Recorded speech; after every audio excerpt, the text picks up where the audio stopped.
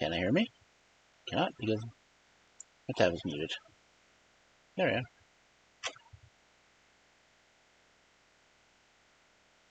Alright.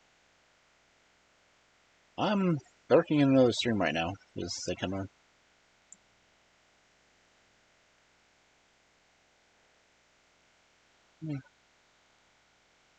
Get this up. There we go.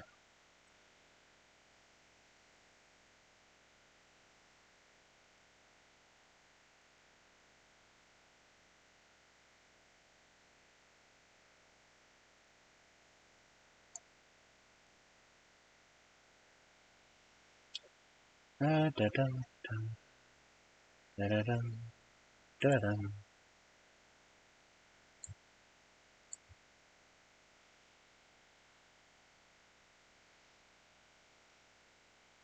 I'm honestly not even sure which microphone I have set up right now.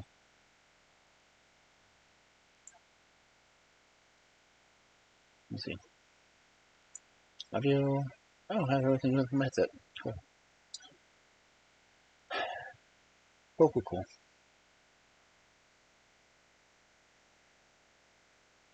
So, let's go ahead and switch this channel.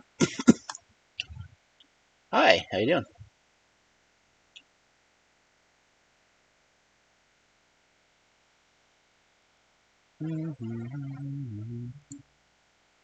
Let's see. Should I test things?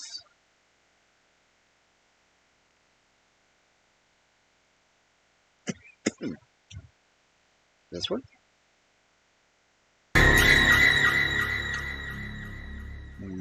Sorry. Yes, it worked.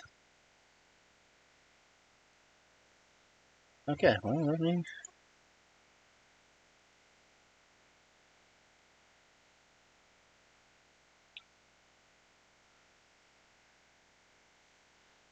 Okay.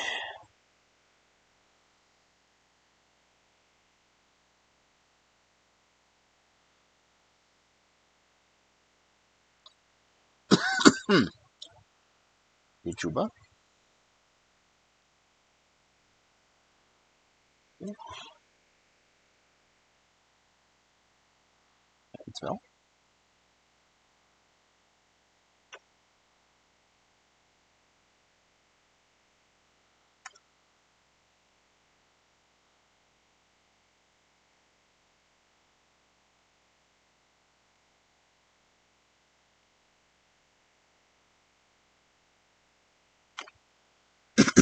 Yeah, I'll do it that way.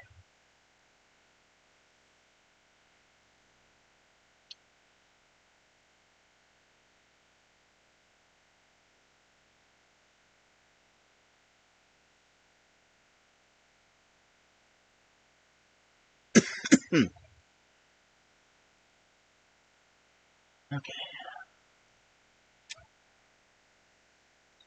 Oh, I forgot to copy shit. Oh, look, actually the right one. Cool.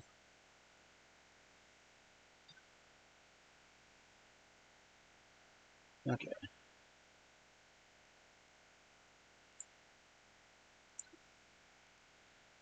Now, over here. Look around stuff, so I can't see what I'm doing. Stream link. Stream link.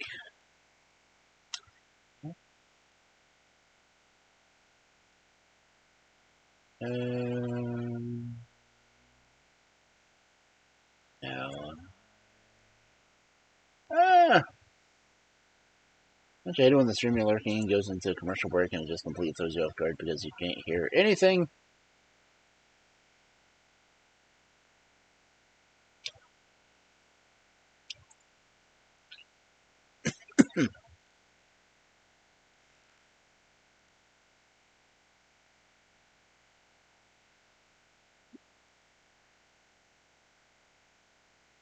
Okay.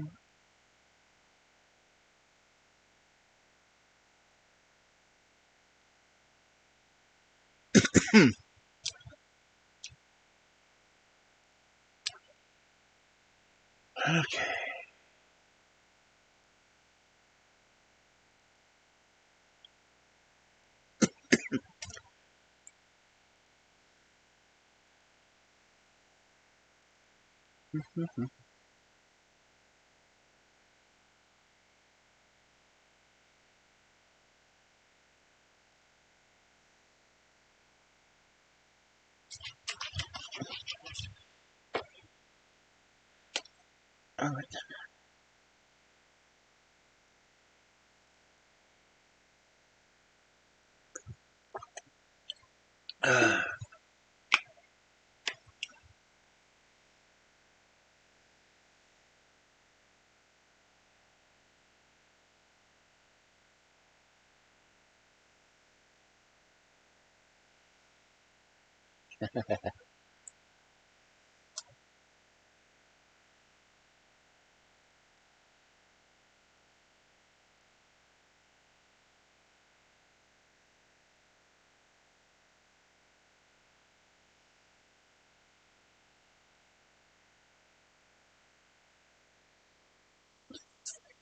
Okay.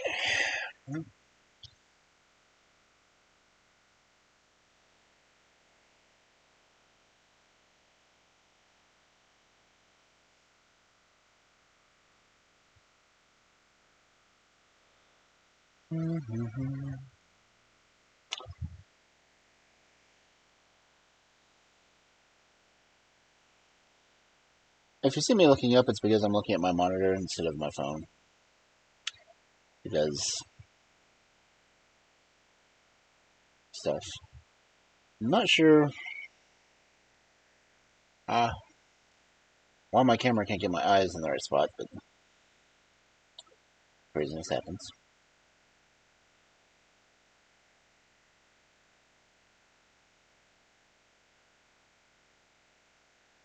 Let's see.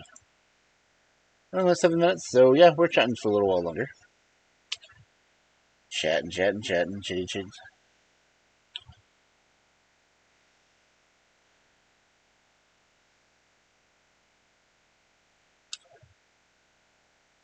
My mouth still isn't responding.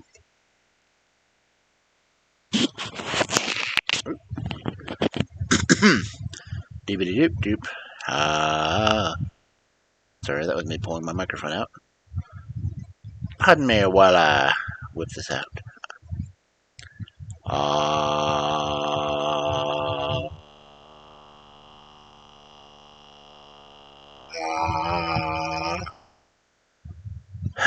Mouse does not show movement very much.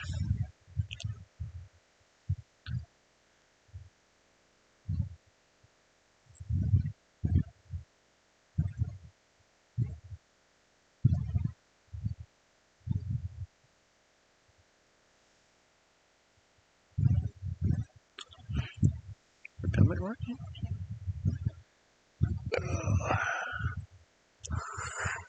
Yeah.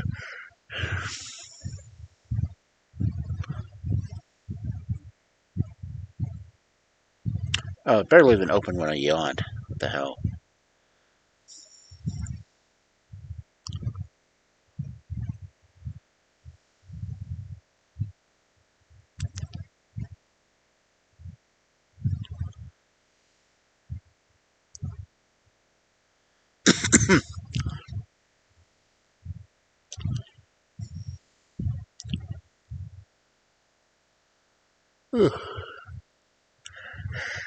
Yeah.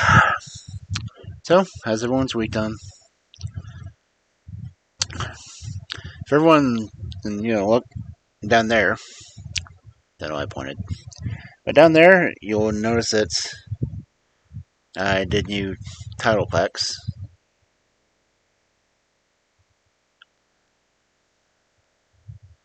That's one of the projects I was working on. The other one I haven't gotten started on yet, but it's something I'm trying to do that's kind of special for you guys. Because I know me just standing around is kind of boring, and you know, like my normal reading one is a little, you know.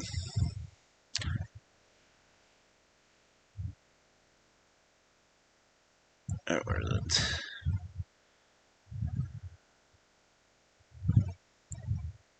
I mean, my regular PNG storytelling thing is, I don't know. I hate to say it's dated. There's nothing wrong with it.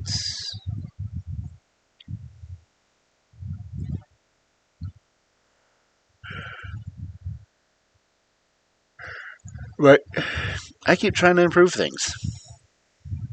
I'm trying to make stuff better for you guys. And considering I'm doing it on like a zero budget, I'm doing the best I can, Cubs.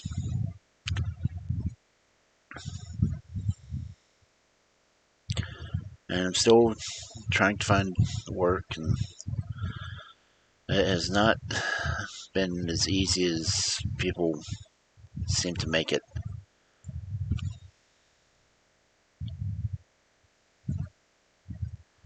I mean, not many people were hiring wolves. I mean, they, I guess they're afraid we're going to eat customers. I don't know. I figured, yeah, I applied to work at a Spirit Halloween. As you know, I could just tell people I'm in costume.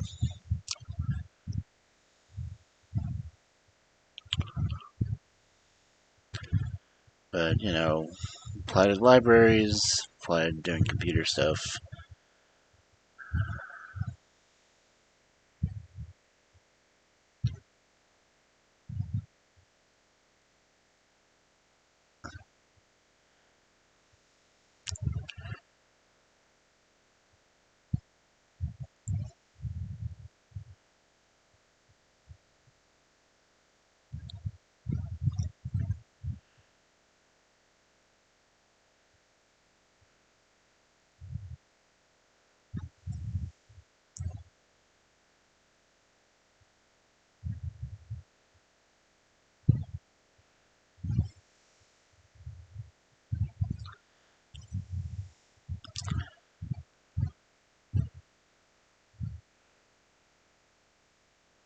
So, please comment below and come to stream.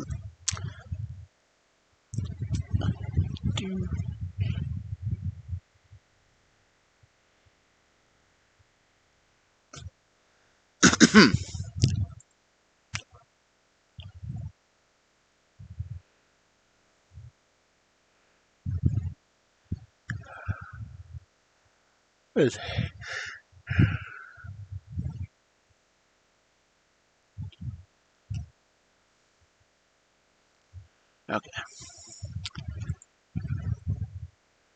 Oh, that almost started.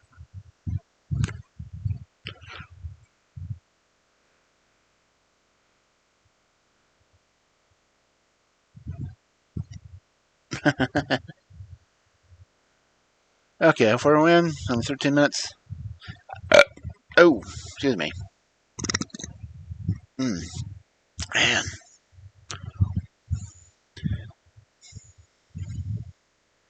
Starting to sound like a Kayla. uh, I usually don't start reading until 15 minutes in, just so I can try to catch up with you guys.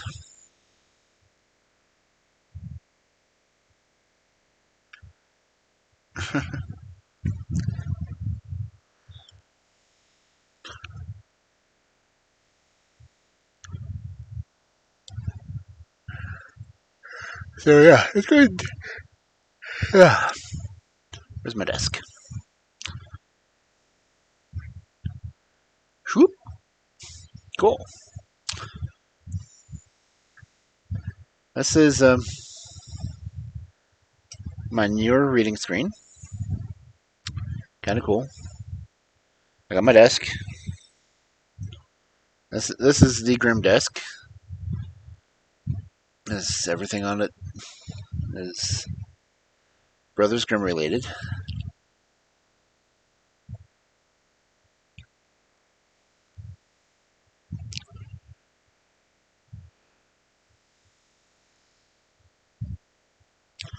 And I've got, my book down here in front of me, which, if you see me looking down, it's because I'm reading from the book.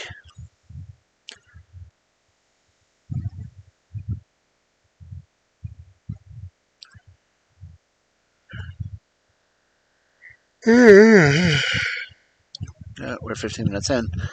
Guess we'll get into the book.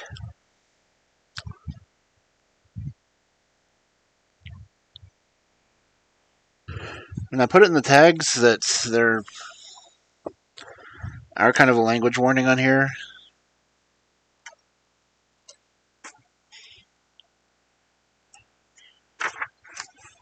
Let's see, we're on page 293. Turn to page 293. Oh, starting out with a poem.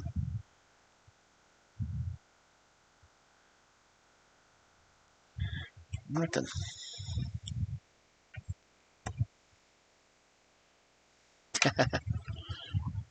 So,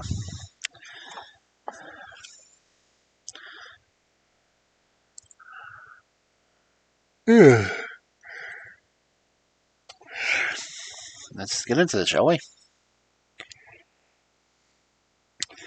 First thing we have tonight is Milking Time by Elizabeth Maddox Roberts.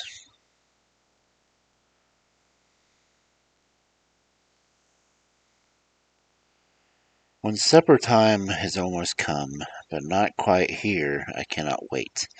And so I take my china mug and go down to the milking gate. The cow is always eating shucks and spilling off the little silk. Her purple eyes are big and soft. She always smells of milk. And father takes my mug from me, and then he makes the steam come out. And when I see it in my mug, and foaming all about. And when it's piling very high, and when little streams commence to run and drip along the sides, he hands it to me through the fence.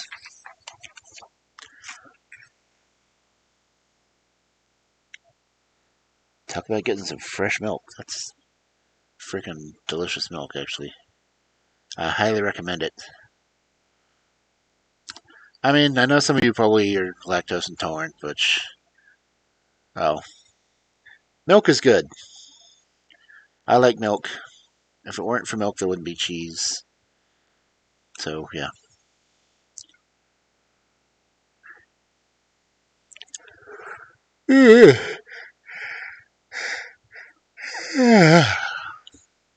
Okay. Well, here we get into the more known authors. This is Uncle Remus at the Telephone by Joel Chandler Harris. Yes, it is that Uncle Remus. So, Song of the South, Uncle Remus. I saw that, and that's one of the whole reasons I got this book, because I thought it would be kind of cool to read. Anyway, so Uncle Remus at the Telephone by Joel Chandler Harris. One night recently, as Uncle Remus's Miss Sally was sitting by the fire sewing and singing softly to herself, she heard the old man come into the backyard and enter the dining room, where a bright fire was still burning in the grate. Everything had been cleared away. The cook had gone, and the house girl had disappeared, and the little boy was asleep. Uncle Remus had many privileges in the house of the daughter of his old mistress and master, and one of these was to warm himself by the dining-room fire whenever he felt lonely, especially at night. To the lady there was a whimsical suggestion of pathos in everything the old negro said and did, and yet her attitude towards Uncle Remus was one of bustling criticism and deprecation. By leaning back in her chair a little, she could see him as he sat before the fire enjoying the warmth. "I should think it was time for you to be in bed," she exclaimed. "'Tain't," responded Uncle Remus. "I hear dat when old folks get their bed soon, dey's feelin' hurted. And goodness knows they ain't nobody hurted my feelin's to this day." "Well, there isn't anything in there that you can pick up. I've had everything put under lock and key." "Yes'm, dey is somethin' in there for you, too, 'cause you're Mars June." Supper setting right down ear for the fear, and little Mo hit then dry sprung up. If I had to drape this wren, I did. I hears Marsden tell that nigger Omen what you call yo cook for to have some fried eggs for supper. And these and if these ain't fried and dried, I ain't never seen none that what is. When Mars John come, you can set plumb on there and you hear him cracking up in something mouth. Same like cow chawing fodder. Last Saturday night, Mars John fotched some fried oysters home, and them different nigger omens stay on this hill many mo days. He'll get all his victuals cooked down and fetch it home in a basket. What Mars John now? That's how it's typed, Cubs. So just then there was a call in the telephone. The little gong rattled away like a house on fire. As the lady went to answer it, Uncle Remus rose from his chair and crept up on his tiptoes to the door and opened into the sitting room. He heard Miss Sally talking. Well, what's wanted? Oh, is that you? Well, I couldn't imagine. No. Fast asleep too long ago to talk about. Why, of course. No. Why should I be frightened? I declare. You ought to be ashamed. Remus is here. 2 hours?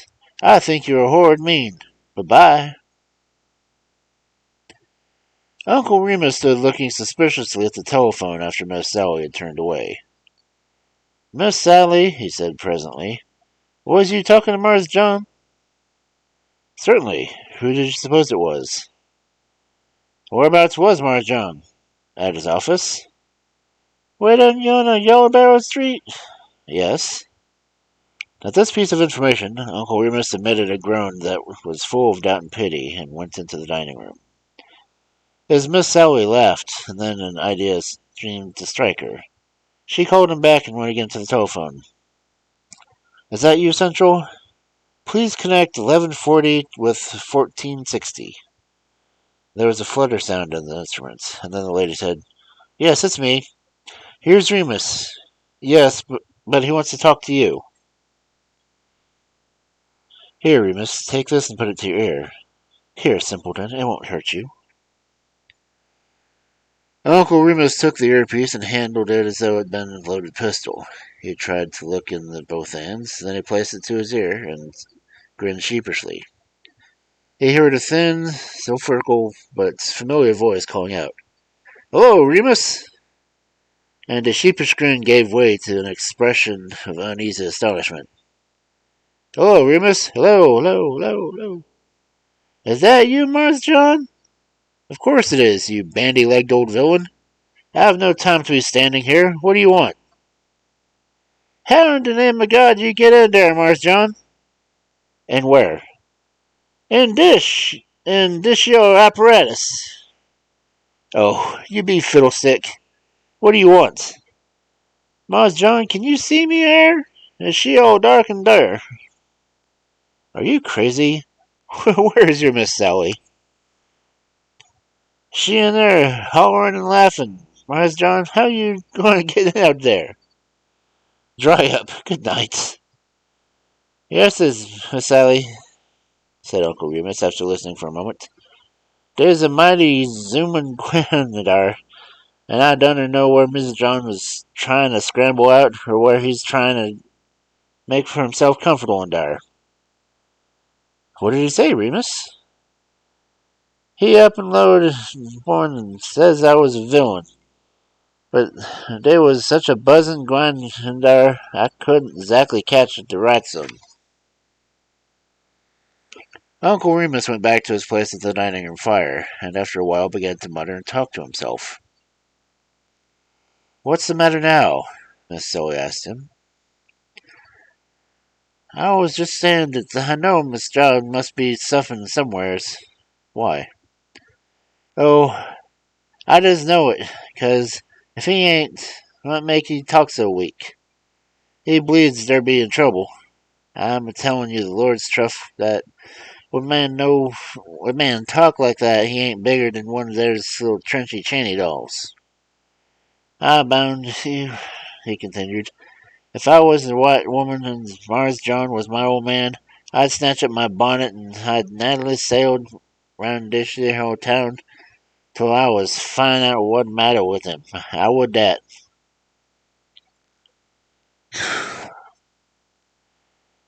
The old man's Miss Ellie laughed until the tears came to her eyes, and then she said, "There's a piece of pie on the sideboard. Do get it and hush so talking much." "Thank you, missus, thank you," exclaimed Uncle Remus, shuffling across the room. He got the pie and returned to his chair. "Dis yer pie," he continued, holding up between his eyes and the fire. "Dis yer pie come in good time, 'cause Miss John talked so weak and fur off to make it me feel right empty.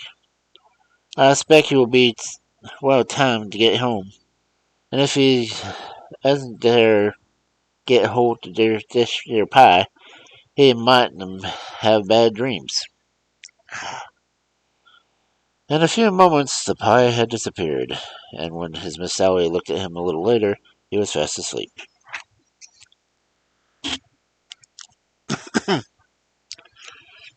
Oh, that was hard to read.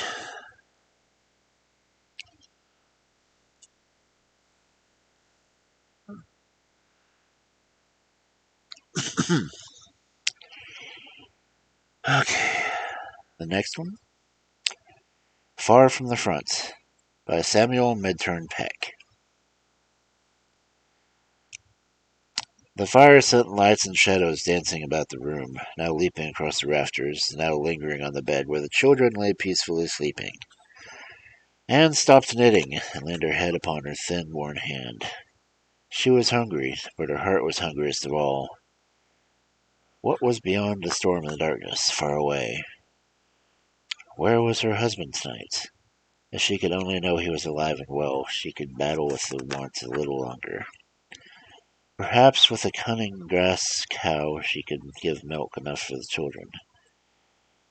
She herself would continue to exist some way. She could boil herbs and catch a fish in the creek. She thought it could only be get a letter from Ben she could live long enough for anything. The cat stopped purring, and Anne, with her tired head upon her hand, began to nod from the weariness. In a semi-conscious state, she crooned softly a lullaby that she sang her children to sleep with. Then she fell asleep. Hungry people are prone to dream, and Anne dreamed of far-off Virginia. She was with her husband, and yet she was most unhappy, for she had left her children behind, and she could hear them far away, crying with hunger and calling for her. Suddenly she woke and sprang to her feet. What was that? A step on the cabin porch?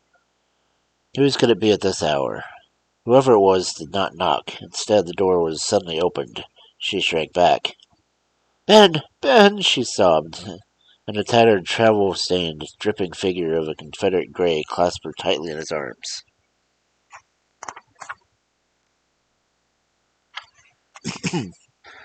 The next moment she drew her husband to the fire, and as she leaped on the wood, her trembling and tearful laughter was pitiless to witness.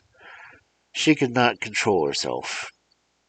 "Oh, Anne," cried Latham, "how thin and starved you look." When he looked to the bed where the children lay. Leaving the fire, she stood beside him. "Don't wake them," he said, and bending down, he kissed them. "I hadn't heard from you in 3 months, Ben, and I feared you were dead," said Anne. "And now you're here. Oh, Ben, I'm so happy." "I was sick in the hospital," said the man, with his arm around her waist. "And when I got back to camp, John Holmes had a letter from his wife in which she said you and the children were nigh starvation. When I heard that word, I started for home." Latham gazed at his wife tenderly. "And Anne, you are starving," he exclaimed. His wife's thin face turned gray and wrinkling. She would have fallen had he not caught her in his arms. Thank God there's some bacon left in my knapsack. Hey, Altered. How you doing?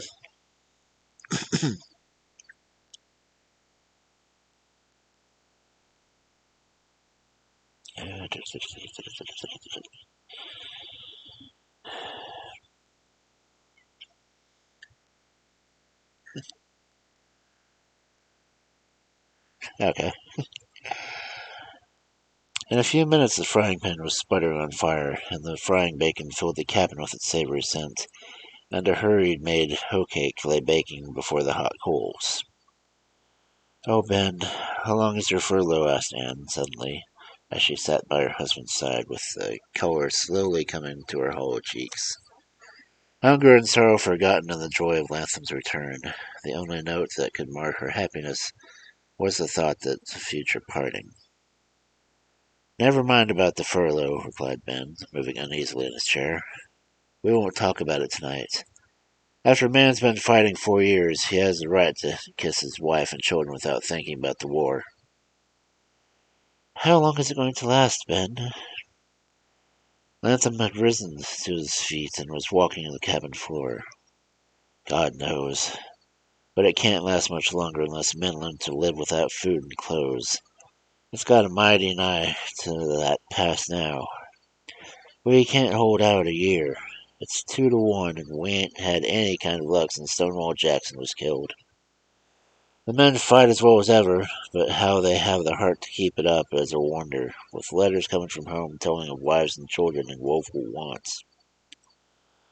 Then Latham stopped and looked at his wife with a reddish light shining in his haggard eyes that almost frightened her. The men are fighting for their country, Ben, said his wife encouragingly. For their country? Exclaimed Latham. What is country to a man when his wife and children are starving? The scant meal was now ready, and the two sat down to eat. There was much to be heard and told. In answer to her husband's questions, the wife gave a story to her struggles and makeshifts. When she had finished, Latham inquired how much food there was in the cabin, and Anne replied that there was enough meal for 2 days, but when it was gone, there was no more corn in the barn to the ground, and the potatoes had all rotted weeks ago. When the man said the country was full of game, during the 4 years' strife between North and South, there had been little hunting, with the result that the wild creatures, unharmed, had multiplied almost beyond belief. So Latham told Anne he was sure he could trap enough game to keep the family till garden and field could yield their produce, and furthermore, till the truck grew, he was also weave traps and white oak splints, and catch fish in the Sipsey River. Oh, he could manage, said the husband. But won't you have to go back to the army before the crop's made, said Anne. The little supper had been eaten, and the woman was now clearing the table. With a touch of impatience, I've just come. Don't let us talk of my leaving. I'm sorry I spoke of it, Ben. But I'm so glad to have you back again. The thought of your leaving keeps rising before me like a ghost, replied the wife, her tears in her eyes. Well, let ghosts alone tonight. I've seen enough dead men, said Latham, with a mirthless laugh that sounded dry and forced. Husband and wife continued to talk, but something was intangible as a shadow marred all efforts at cheerfulness. At last Anne, after a silence, exclaimed, How glad all the neighbors will be to see you, Ben. They have 1,000 questions to ask. There hasn't been anybody home from the army in 6 months. I don't want to see any of the neighbors, said Latham almost shortly. Oh, Ben. Anne looked at her husband in grieved surprise, and the tattered soldier continued as if by way of necessity complaining. I haven't time, Anne. We're going about saying howdy and shaking hands. That's for people with fat barns and smokehouses. I must forage for you and the children. I shall be away most of the daytime hunting and fishing. Anne was troubled. Something was wrong, and she could not fathom it. A vague apprehension of some unseen evil haunted her. She longed to question her husband in order to relieve her mind of anxiety, but she knew not how to form her questions, even had she not feared to ask them. Ben was keeping something from her, she was sure. The later viewed his wife's sorrowful face, and unconscious smote him. He kissed her several times. There, Anne, come, cheer up. Neighbors be hanged. I don't want to think about anybody but you and the children tonight. Anne forced a smile, and Latham lit his pipe, but it did not seem to soothe him. In a few minutes he was again walking the floor. Meantime, the storm raged outside. "And do you have visitors often? Is there much passing on the road?" The wife replied with what few people came to the house, and there were few wayfarers. "I'm glad of that," said Latham, in a tone of relief, resuming a seat by the fire. This remark, so unlike the Ben Latham of old, was too much for Anne. Bursting into tears, she threw her arms around her husband's neck. "Oh, Ben, Ben, what is it? I'm so frightened. You are not as you used to be. Something dreadful has happened or is going to happen. Tell me what it is." "Nothing is going to happen, Anne. What nonsense. You've been so much alone that you've grown notiony. What'll happen is that you'll be seeing spirits and ghosts if you don't rid your brain of such fantasies," said the man, kissing her and laughing. But the laugh was nervous and hollow, and the next moment he started to his feet. "What's that, Anne? Don't you hear something?" "Nothing but the storm," said the woman. "Yes, there's someone at the gate. It's a man's tread. He's coming to the door." "Great God!" exclaimed Latham excitedly. Startled by her husband's wild look, a dreadful thought came to Anne. What hardship and hunger burned his brain? "Ben, Ben!" she cried, wringing her hands. "Nobody's coming to harm us." "Anne, I mustn't be seen," said Latham, greatly agitated. There was a knock at the door. "Anne, wife," said the man, grasping the woman's arm, "I'm a deserter. When I heard John Holmes' wife's letter, I deserted. I ran off in the night. I couldn't stay when I knew you and the children were starving." The knock came again. "If I'm seen, I shall be disgraced, and the punishment for desertion is death," whispered Latham, hoarsely. And Latham looked at her husband. If he had deserted, it was not by reason of cowardice nor to go over to the enemy, but for love of her and his children. Patriotism is born at the hearthstone, and the man fights and dies for it. What is country but an assemblage of homes? There was an enemy far from the front attacking Ben Latham's home, an enemy that only he could battle with, and he had come home tattered and war-worn to fight hand to hand with hunger for those he loved. These or similar thoughts came to Anne Latham, and with them a flood of affection for her husband. "Hush, Ben," she said, "and open the door. Most likely it's some traveler who has lost his way and doesn't know you." The knock rang again, for the third time, and as Ben Latham opened the cabin door, from a dripping man in the captain's uniform of Confederate gray entered the room. Anne Latham recognized the officer. It was Ben's captain, and with a cry of alarm she clutched her husband's arm. "Great Scott, Latham, is it you? I was lost en road for the first light. By Jove, it's a stormy night, as bad as some we had in Virginia." "In heaven's name, man, what are you staring at? What's the matter?" Ben Latham stood indeed like a man frozen, and gazed at his captain, dazed and speechless. "Who would have believed you've treated your captain so, and after fighting under him for 4 years? Man, I'm ashamed of you. Don't forget you're a soldier." Still, Ben Latham was silent, and the captain looked at him in astonishment. "This is your wife, I presume, and these are your children?" The officer went to the bed and surveyed the little sleepers. As he did so, Latham fell into a chair and began to sob, as he had not done since he was a child. His wife stood over him, filled with bewildered distress. She turned to the captain. "Captain," she said, "you have a furlough, and you're going to come to your family? Be merciful to a man who couldn't get a furlough and hadn't seen his wife and children for 3 years." Why, I never knew that. If I had known the facts, he should have had leave long ago. The captain looked at Anne, thoroughly mystified. But I can't understand why your husband's strange conduct towards me. Captain, continued on, my husband may have done wrong, but he couldn't help it. He heard that his wife and children were about to starve, and he hurried home. I've hurried too. It's not more than 10 days since Lee's surrender. What, sir? Asked the wife eagerly. Lee surrendered? Yes, and the war's over. Hasn't your husband told you? Asked the captain. Ben Latham's sobs ceased, and he sat like a man in a dream. Mrs. Latham, said the captain kindly, there wasn't a braver man in my company than your husband, but he's worn out, and I fear he's going into a fever. That can only account for the strange behavior tonight. But Anne was not listening. She was kneeling by her husband. Ben, did you hear the captain? Lee surrendered, and the war's over. The captain thinks you must have left for home the same day he did.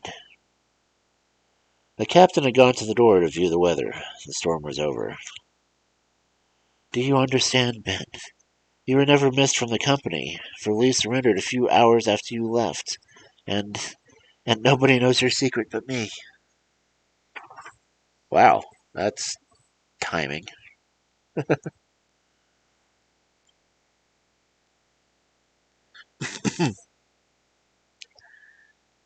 Can you imagine deserting and fearing for your life only to find out that the war you ran from had ended shortly after you left it? Wow. Good timing.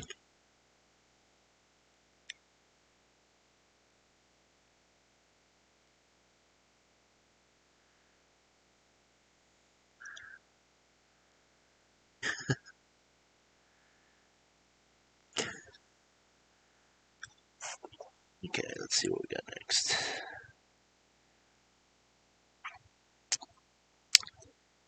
The Trial in Tom Belcher's Store by Samuel A. Derieux. It was a plain case of affinity between Davy Allen and old man Thornycroft's hound dog Buck. Davy, hurrying home along the country road one cold winter afternoon, his mind intent on finishing his chores before dark, looked back after passing old man Thornycroft's house to find Buck trying to follow him. Trying to, because the old man, who hated to see anyone or anything but himself have his way, had chained a heavy block to him to keep him from doing what nature had intended him to do, roam the woods and poke his long nose into every briar patch for rabbits. At the sight, Davy stopped, and the dog came on, dragging behind him on the road the block of wood fastened by a chain to his collar, and trying at the same time to wag his tail. He was tan-colored, lean as a rail, long-eared, a hound every inch. And Davy was a ragged country boy who lived alone with his mother, and who had a single-barrel shotgun at home, and who had in his grave boy's eyes a look, clear and unmistakable, of woods and fields. To say it was love at first sight when that hound dragged his prison around with him, looked up into the boy's face, and when the ragged boy who loved the woods and had his gun at home looked down into the hound's eyes, would hardly be putting it strong enough.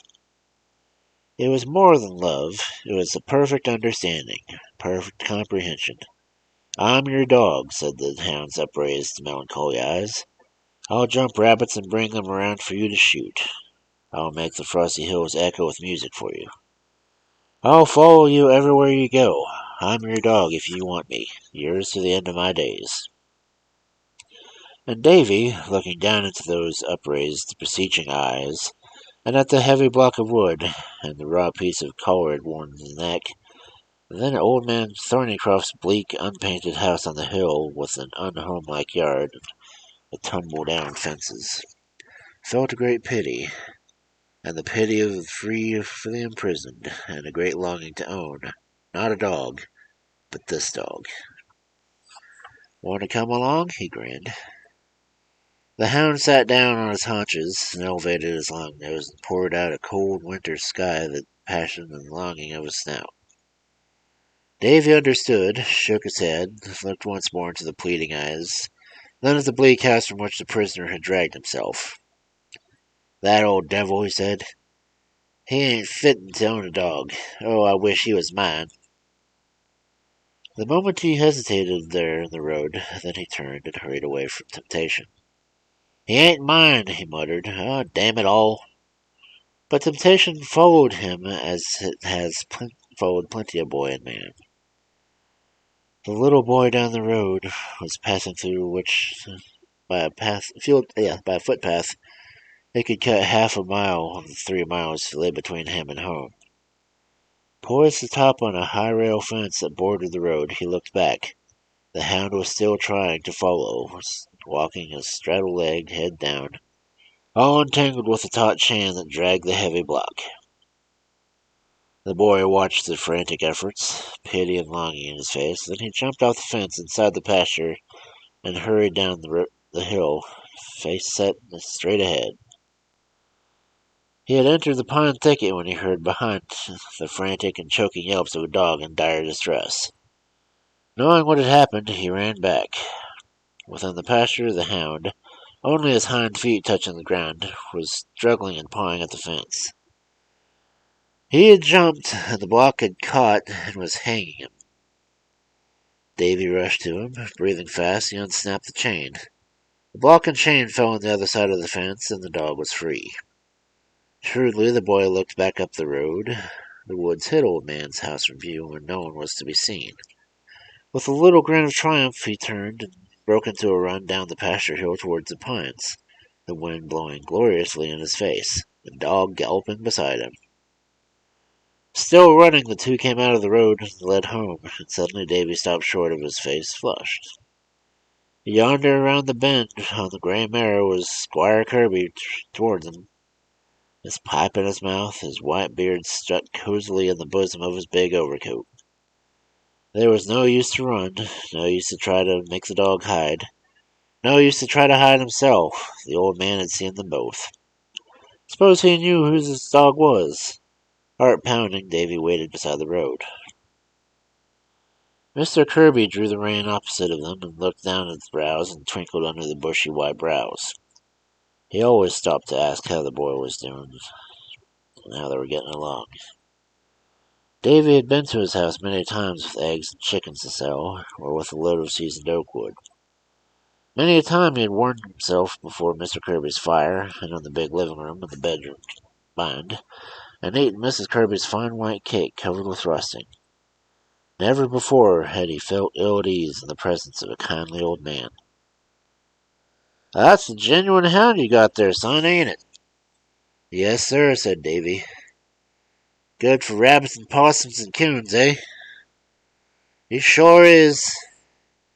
Well, the next big fat possum you and him catch, you bring that possum round to me and I'll talk business.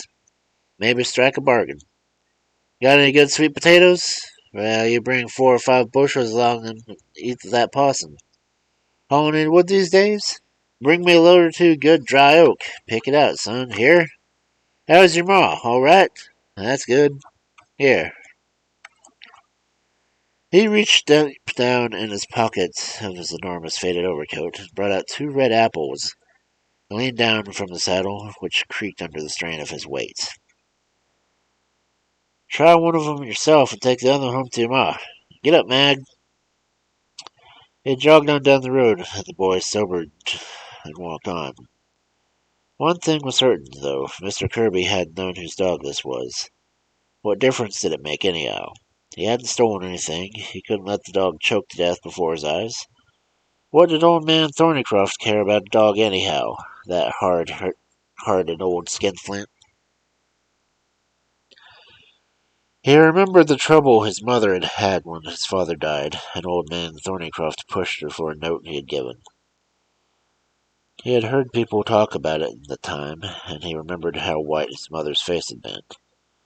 Old man Thornycroft had refused to wait, and his mother had to sell 5 acres of the best land on the little farm to pay the note. It was after that sale that Mr. Kirby, who lived 5 miles away, had ridden over. "Why didn't you let me know, Mrs. Allen?" he said, abandoned. "Or Steve Earle. Either one of us would have loaned you the money, gladly, gladly." He had risen from the fire and pulled the same overcoat he wore now. It had faded then, and that was 2 years ago. It was sunset when Davy reached home to find his mother out in the clean-swept yard picking up chips from her apron. From one bedroom window of the little one-story unpainted house came a bright red glow, and from the kitchen was the smell of cooking meat. His mother straightened up from her task with a smile when his newfound partner had entered the yard. "Why, Davy," she asked, "where did you get him?" "He just followed me, Ma." "But whose dog is he?" "He's mine, Ma. He just took up with me." "Where, Davy?" "Oh, way back down the road, in the pasture." "He must belong to somebody."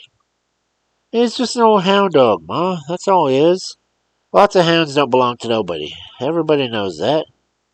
Look at him, Ma. Might he not starve to death? Let me keep him.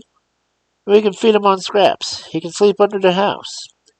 And me and him will keep you and rabbits. You won't have to kill no more chickens. Nobody don't want him but me." From her gaunt height she looked down at the boy's eager eyes, and then the dog beside him. "All right, son," she said, "if you don't belong to anybody." That night, Davy alternately whittled and talked to the dog beside him as he husked corn he had raised with his own hands, and chopped the wood he had cut and hauled since, before his father's death, he had kept things going. He ate supper in sort of a haze. He hurried out with a tin plate of scraps. He fed the grateful, hungry dog on the kitchen steps. He begged some Vaseline from his mother and rubbed it on the sore neck. Then he got 2 or 3 empty gunny sacks out of the corn crib, crawled under the house and made a nice warm place beside the chimney and spread them out for him. When he went into the house whistling, he didn't hear a word from the chapter mother read out of the Bible. Before he went to bed in the shed room, he raised the window. "You all right, old feller?" he called. Underneath the house he heard the responsive tapping of the tail in the dry dust. He climbed out of his clothes and, leaving them in a pile in the middle of the floor, tumbled into bed and pulled the covers highly over him.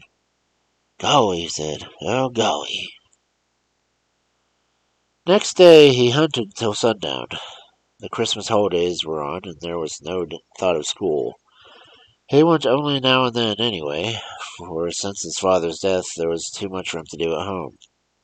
He hunted in the opposite direction from old man Thornycroft's. It was 3 miles away, barriers of woods and bottoms of hills lay between. The old man seldom stirred beyond the boundaries of his own farm, but Davy wanted to be on the safe side. There were moments, though, when he thought of the old man and wondered if he had missed his dog and whether he would make any search for him. There were sober moments, too, when he thought of his mother and Mr. Kirby and wished he had told them the truth. But then the long-drawn bay of the hound would come in the bottoms ahead, and he would hurry to the summons, his face flushed and eager. The music of the dog running, the sound of his shots, and his own triumphant yells startled many echo in the silent, frosted hills that day. He came home with enough meat to last a week. 6 rabbits. He hurried into the yard and he held them up for inspection to his mother, who was feeding the chickens. "He's the finest rabbit dog there ever was, Ma. Oh, golly, he can follow a trail. I never seen anything like it, Ma. I never did. I'll skin him and clean him after supper. You ought to have saw him, Ma, golly." And while he chopped the wood and milked the cow and fed the mule and skinned the rabbits, he saw other days ahead like this, and whistled and sang and talked to the hound, who followed closely at his heels every step he took. Then one afternoon, while he was patching the lot fence, with Buck sunning himself near the woodpile, came old man Thornycroft. Davy recognized his buggy as it turned on the bend on the road. He quickly dropped his tools, called Buck to him, and got behind the house where he could see without being seen. The buggy stopped in the round, and the old man, his hard, pitched face working, his buggy whip in his hand, came down the walk and called Miss Allen out on the porch. "I just come to tell you," he cried, "that your boy David run off with the dog last Friday evening. There ain't no use to deny it. I know all about it. I seen him when he passed in front of the house. I found the block. I chained the dog beside the road. I heard Squire Jim Kirby talking to some men in Tom Belcher's store for this morning. Just happened to overhear him as I was in. A boy and a dog, he says, is the happiest combination in nature." And then he went on to tell about your boy and the tan dog. He had met them in the road. Met him when? Last Friday evening. "Oh, there ain't no use to deny it, Miss Ellen. Your boy, Davy, stole my dog." "Mr. Thornycroft." Davy could not see his mother, but he could hear her voice tremble. "He did not. Whose dog is it? No, whose dog it was." He did," yelled the old man. "And him a boy that knows every dog for 10 miles around. Right in front of my house, I tell you. That's where he picked him up. That's where he toddled him off. Didn't I tell you, woman? I seen him pass. Didn't I tell you I found the block road down? Didn't know whose dog it was? Ridiculous, ridiculous. Call him, ask him, face him with it. Likely he'll lie, but you'll see his face. Call him, that's all I ask. Call him." "Davy," called Miss Allen. "Davy!" Just a moment the boy hesitated, and then he went around the house. The hound stuck very close to him, his eyes full of terror, tail tucked as he looked at the old man. "There he is, with my dog!" cried the old man. "You didn't know whose dog it was, did you, son? Huh? You didn't know whose dog? Well, now you did." "Yes," cried the boy, "I knowed." "Hear that, Miss Ellen? Did he know? What do you say now? He stole my dog, didn't he?" "That's what he done, didn't he? Answer me, woman. You come here." He yelled, his face livid, and started whip raised toward the boy and dog. There were some smooth white stones the size of hen eggs arranged in the flower bed in the yard. Davy stood near these stones, and now, quick as a flash, he stooped down and picked one up. "You stop!" he panted, his face very white. His mother cried out and came running towards him, but Thornycroft had stopped. No man in his right mind wants to advance on a country boy with a rock. Goliath tried it once. "All right," screamed the old man. "You steal first, and then you try to assault an old man. I didn't come here to raise no row. I just came here to warn you, Mrs. Allen. I'll have the law on the boy. I'll have the law on him before another sun sets." He turned and hurried toward the buggy. Davy dropped the rock. Mrs. Allen stood looking at the old miser, who had clambering into his buggy with a sort of horror. Then she ran toward the boy. "Oh, Davy, run after him. Take the dog to him. He's terrible, Davy, terrible. Run after him. Anything, anything." But the boy looked up at her with the grim mouth and the hard eyes. "I ain't gonna do it, Ma," he said. It was after supper the very night that the summons came. Bob Kelly, rural policeman, brought it. "Me and Squire Kirby went to Greenville this morning," he said, "to look up some things about court in the morning. This evening we run into old man Thornycroft on the street looking for us. He was awful excited. He had been to Mr. Kirby's house and found out Mr. Kirby was in town and followed us. He wanted a warrant swore out right there. Mr. Kirby tried to argue with him, but it ain't one use. So at last Mr. Kirby turned to me. 'You going back, Bob,' he said. 'This'll give me some time more looking to do. Tell my wife and I'll just spend the night here in Judge Fowler and get back in time for court in Belcher's stone in the morning. And Bob, you just stop by Miss Allen's. She's guardian of the boy, and tell her I said to bring him to Belcher's store tomorrow morning at 9. You be there too, Miss Thornycroft, and, by the way, bring that block of wood you've been talking about.' That was all the squire had said," declared the rural policeman. No, he hadn't sent any other message, just said he would read up on the case. The rural policeman went and closed the door behind him.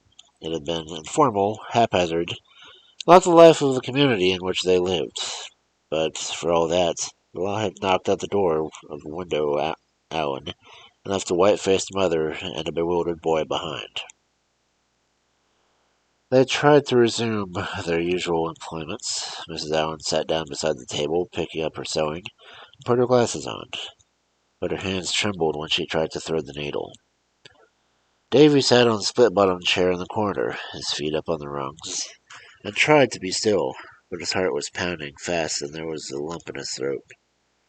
Presently he got up and went out of the doors to get some kindling on the back porch before it snowed, he told his mother.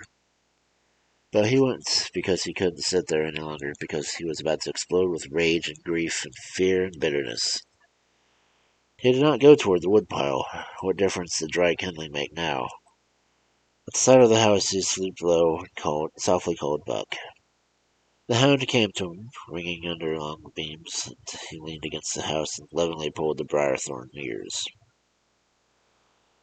A long time he stayed there, feeling on his face was a fine mess of snow.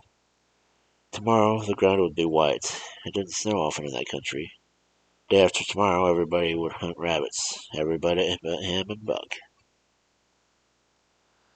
It was snowing hard when at last he went back into the warm room, so warm that he pulled off his coat. Once more he tried to sit still in the split-bottomed chair, but there was rage that consumes like the rage of a boy. In its presence he is so helpless. If he were a man, thought Davy, he would go to old man Thornycroft's house this night, call him out, thrash him in the road. If he were a man, he would curse. He would do something. He looked wildly about the room, and the hopelessness of it all coming over him in a wave. Then suddenly, because he wasn't a man, because he couldn't do what he wanted to do, he began to cry. Not as a boy cries, but more as a man cries, in shame and bitterness, shoulders shaking in great convulsive sobs, his head buried in his hands, his fingers running through his tangled mop of hair. "Davy! Davy!" The sewing and scissors stopped on the floor. His mother was down on her knees beside him, one arm on his shoulders, trying to look into his eyes. "You're my man, Davy. You're my only man. The only hope I've got. You're my life, Davy. Poor boy. Poor child." He caught hold of her convulsively, and she pressed her head against his breast.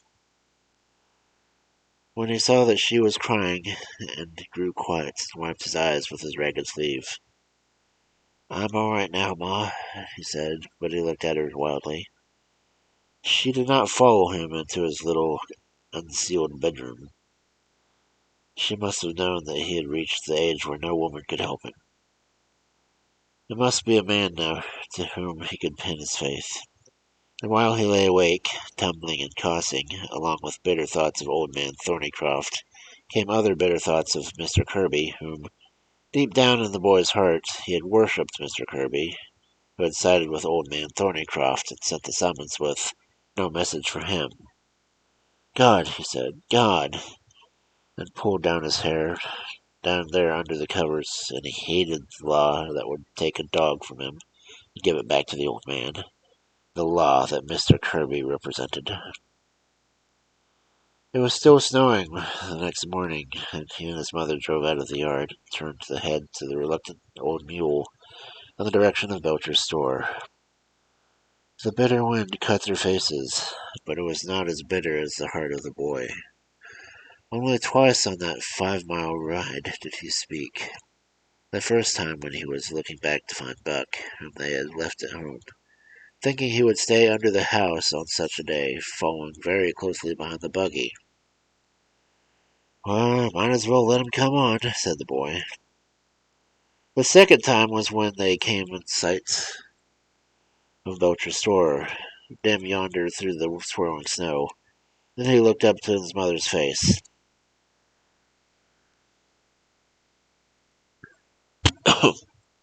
"Oh," he said grimly, "I ain't no thief." She smiled as bravely as she could with her stiffened face, with the tears so near the surface. She told him that she knew it, and that everybody knew it, but there was no answering smile on the boy's set face. The squire's grey mare, standing huddled up on the midst of the other horses and the buggies under the shed near the store, told the court had probably already convened. Hands numb, the boy hitched the old mule to the only rack left under the shed, then made Buck lie down under the buggy. Heart pounding, he went up to the store porch with his mother and pushed the door open. There was a commotion when they entered, the men standing about the pot-bellied stove, their overcoats steaming, made way for them. Old man Thornycroft looked quickly and triumphantly around. In the rear of the store, the squire rose from the table, and in front of which was a cleared space. "Pull up a chair and eye on the stove, Miss Allen, Tom Belcher," he said. "I'm busy trying this chicken-stealing nigger. When I get through, Miss Allen, if you're ready, I'll call your case." Davy stood beside his mother while the trial of the Negro proceeded.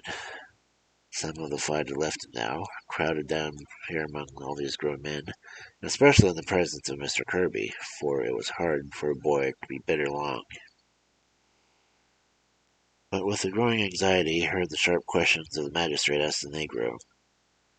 He saw the frown of justice, he heard the sentence, 60 days on the gang. The Negro had stolen only a chicken, and he had run off with another man's dog.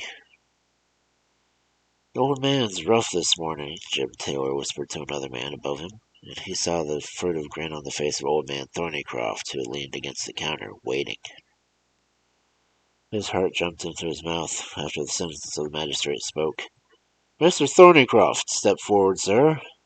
Put your hand on the book here, and now tell us about that dog of yours that was stole." Looking at the magistrate, then at the crowd as if to impress them also, the old man told of a high-pitched, excited voice of all the details, seeing Davy Allen pass in front of his house last Friday afternoon, his missing the dog, and finding the block of wood down the road beside the pasture fence, his overhearing the squire's talk here in the store, his calling on Mr. Allen, and the boys threatening him. "I tell you," he cried, "there's a dangerous character, that boy." "Is that all you've got to say?" asked the squire. "That's enough, ain't it?" demanded Thornycroft angrily. The squire nodded, and spat into the custard between his feet. "I think so," he said quietly. "Stand aside. Davy Allen, step forward. Put your hand on the book here, son. Davy, how old are you?" The boy gulped. 13-year-old, going on 14. "You're old enough, son. You know the matter of oath you're about to take? For over 2 years you've been a mainstay of the support of your mother. You've had to carry the burdens and responsibilities of a man, Davy. The testimony you give in this case will be the truth, the whole truth, and nothing but the truth, so help you God. What about it?" Davy nodded, his face very white. "All right now, tell us about it. Talk loud so we can hear, all of us." The boy's eyes never left Mr. Kirby's while he talked. Something in him held them, fascinated him, overawed him. Very large and imposing, he looked there behind the little table, with his faded old overcoat on, and there was no sound in the room but the boy's clear voice. "And you come off and left the dog at first?" "Yes, sir."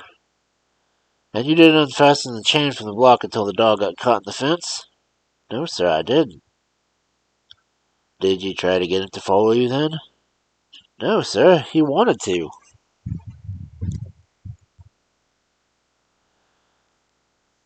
"Ask him, Mr. Kirby," broke in Thornycroft angrily, "if you tried to drive him home."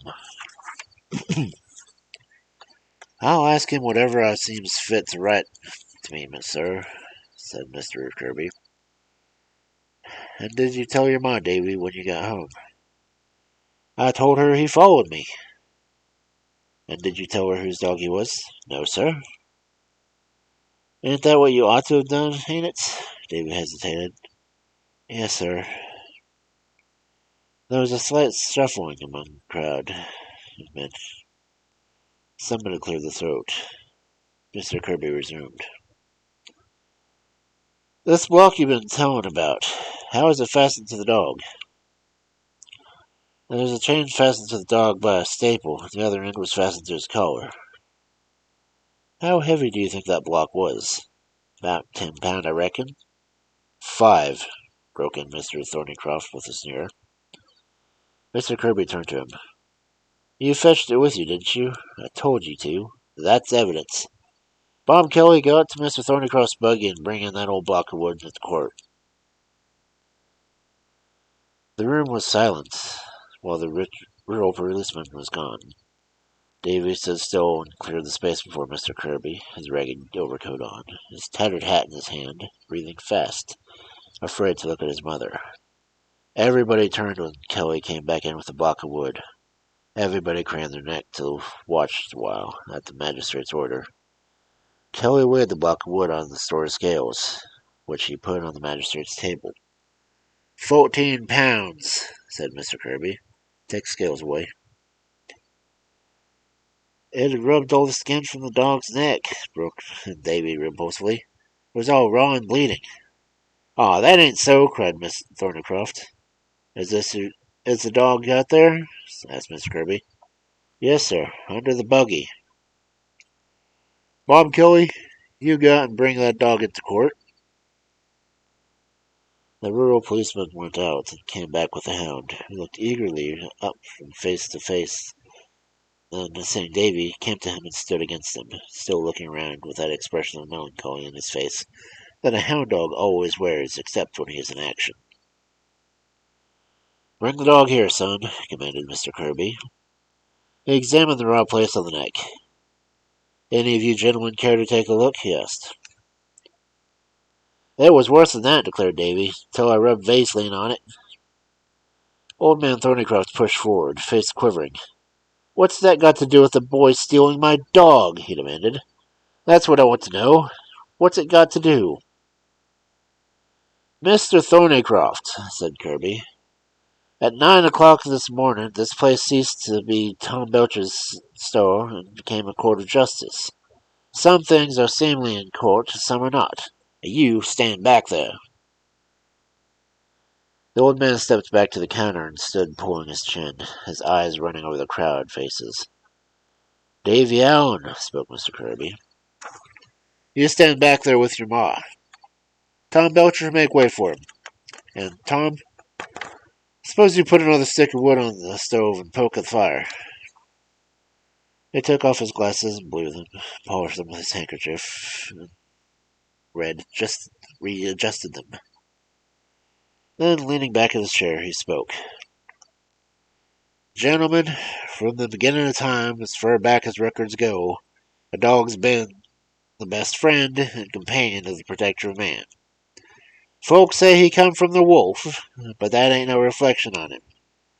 Seeing that we come from monkeys ourselves. And I believe, taking all things into account, I'd as soon have a wolf for an ancestor as a monkey, and a little brother. Last night, in the library of old friend Judge Fowler in Greenville, I looked up some things about the dog question.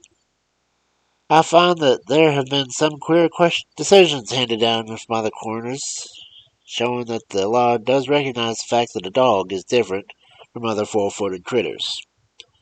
For instance, it has been held that a dog has the right to protect not only his life, but his dignity.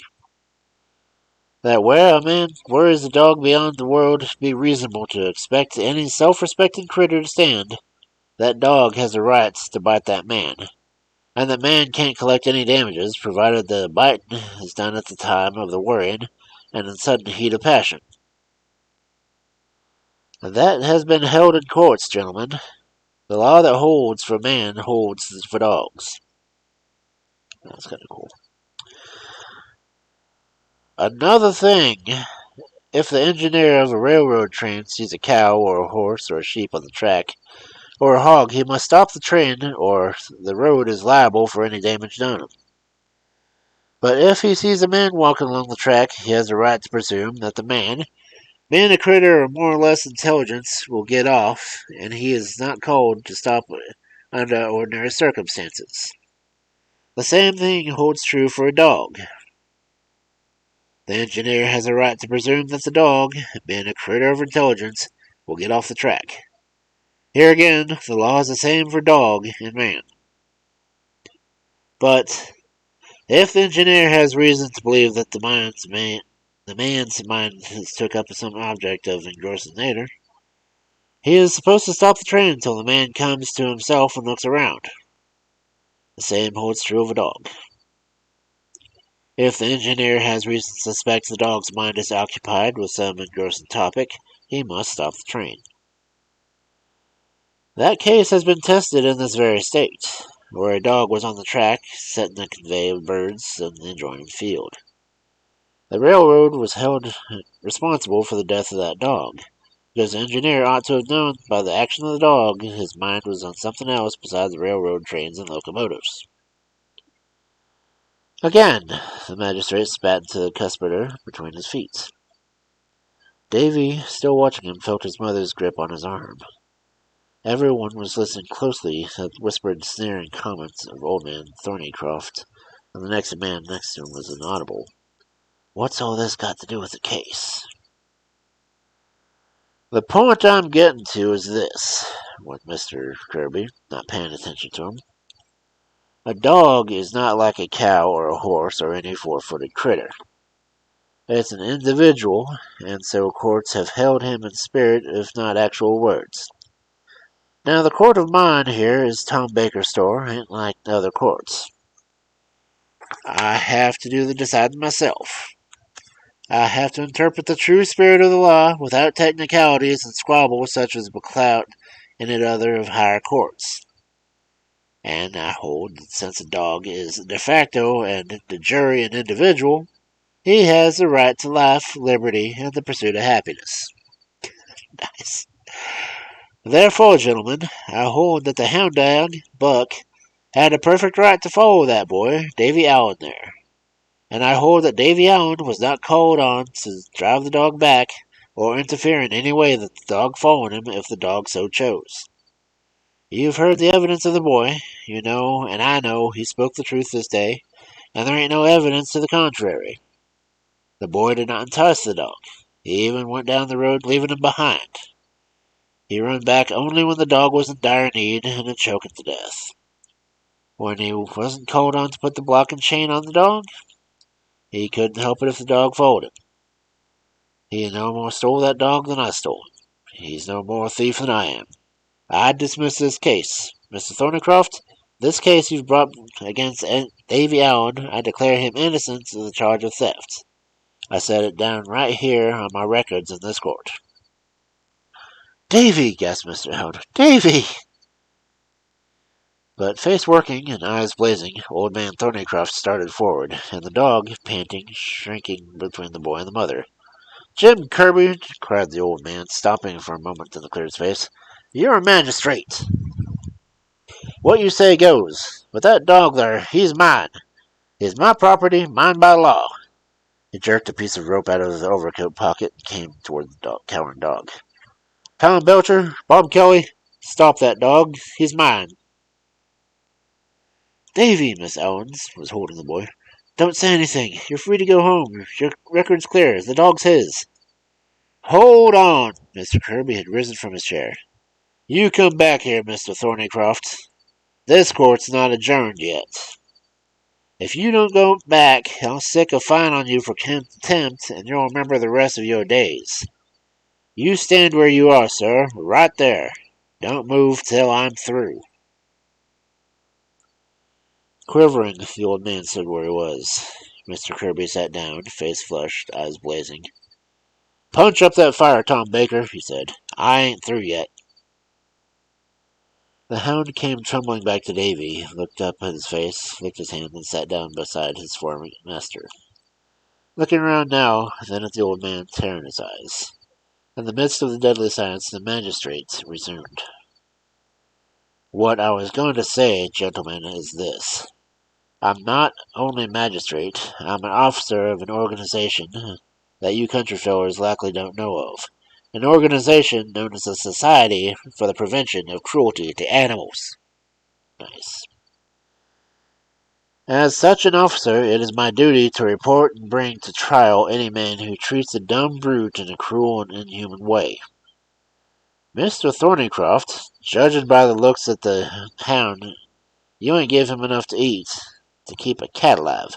And a cat, we all know, don't eat much. Just messes up all your victuals. You condemned that poor beast, for no fault of his own, to the life of a felon. A hound ain't happy at best, he's melancholy. And a hound that ain't allowed to run free of all the critters in the wretch is wretchedest. This hound's neck is rubbed raw. God only knows what he's suffered in mind and body. A man that would treat a dog that way ain't fit to own one. And I hereby notify you that, on evidence of this boy and the evidence before your eyes, I will induct you for breaking the law regarding the treatment of animals.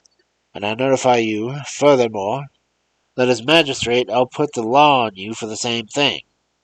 And it might be interesting for you to know, sir, that I can fine you as much as $500 or send you to jail for 1 year. Or both, if I see fit. And there ain't no telling but what I see fit, sir. He looked sternly at Thornycroft. Now, I'm going to make a proposition that I advise you to jump at like you never jumped at anything before. If you will give up that hound Buck to me, say, or to anybody I decide will be kind to him, I will let the matter drop. If you will go home like a peaceable citizen, you won't hear no more about it from me. But if you don't, get out of my way, cried old man Thornycroft. All of you. I'm going. Hold on, said Mr. Kirby when he got almost to the front door. Do you, in the presence of these witnesses, turn over this dog to me, relinquishing all claims to him on the conditions named? Answer, yes or no, sir. There was a moment's silence. Then the old man cried out, Take the old hound. He ain't worth a salt in his victuals. He jerked the door open. Yes or no, called Mr. Kirby inexorably. Yes, yelled the old man, then he slammed the door behind him. 1 minute, gentlemen, said Mr. Kirby, rising from the table and gathering his papers and records together. Just one more thing. If anybody here has any evidence, or knows of any talent to show that this boy, Davy Allen, is not the proper person to turn over the hound dog to, I hope he will speak up. He waited a moment.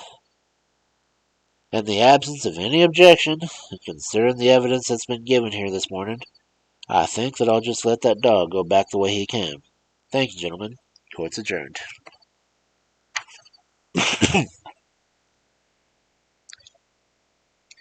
Okay, that story was just awesome.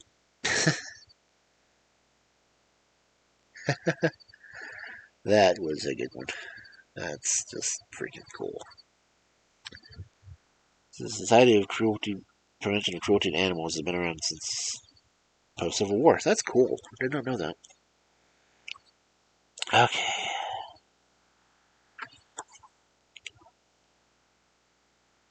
I am down to 19 pages left in this book, so I may just finish it tonight. Then I'll have to find out what to read next week. Crap. Oh well.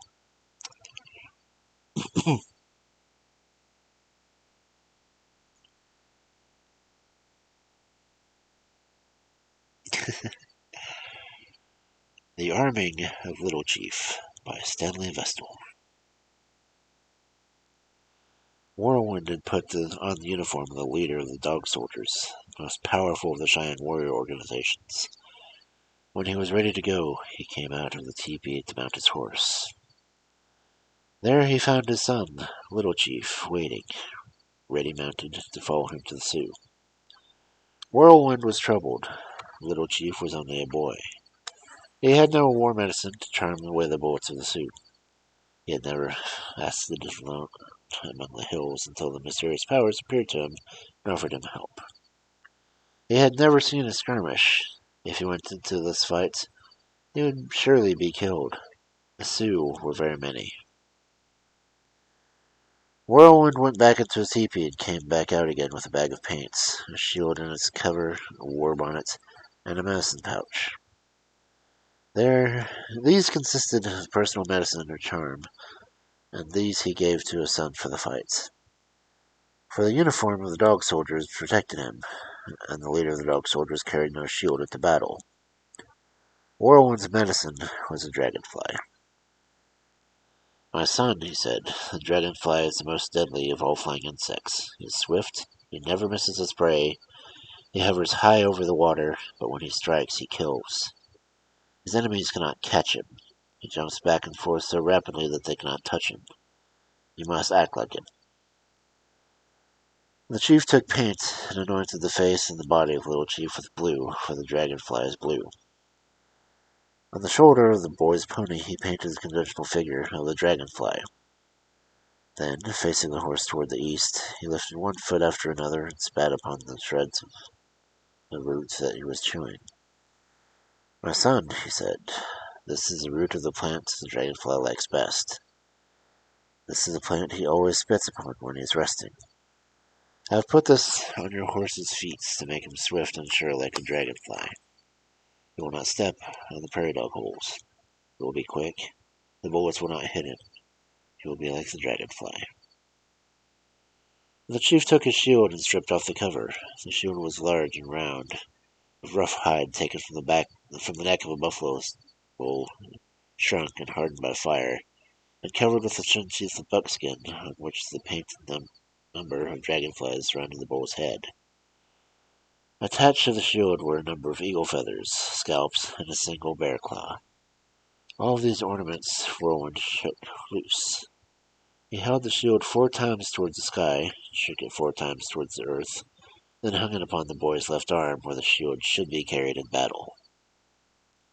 My son, he said, this is the medicine I received when the spirits took pity on me. There is no song to go with the shield. The dragonfly has no song. He is silent, but he never misses his prey. When you ride into battle, do not sing. Ride about swiftly here and there, and kill quickly like the dragonfly. I want you to stay here in camp. Keep a sharp lookout. There are many Sioux.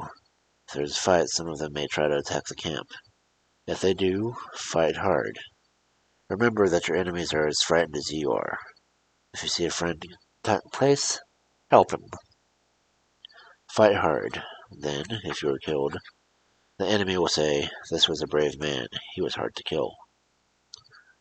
Finally, the chief took from its cylindrical case of painted rawhide a great bonnet of eagle feathers, placed it upon the boy's head, tying the skin strap beneath his chin and the belt around his waist. Little Chief was ready. Whirlwind jumped on his black warhorse and rode away after the Sioux. Little Chief mounted his pony and followed his father, wearing the great war bonnet and the shield which his father had given him, feeling a warrior indeed. He had tasted the praise of the warrior when he killed the buffalo. Now he thirsted for true glory of the fighting man. So he followed his father after the Sioux.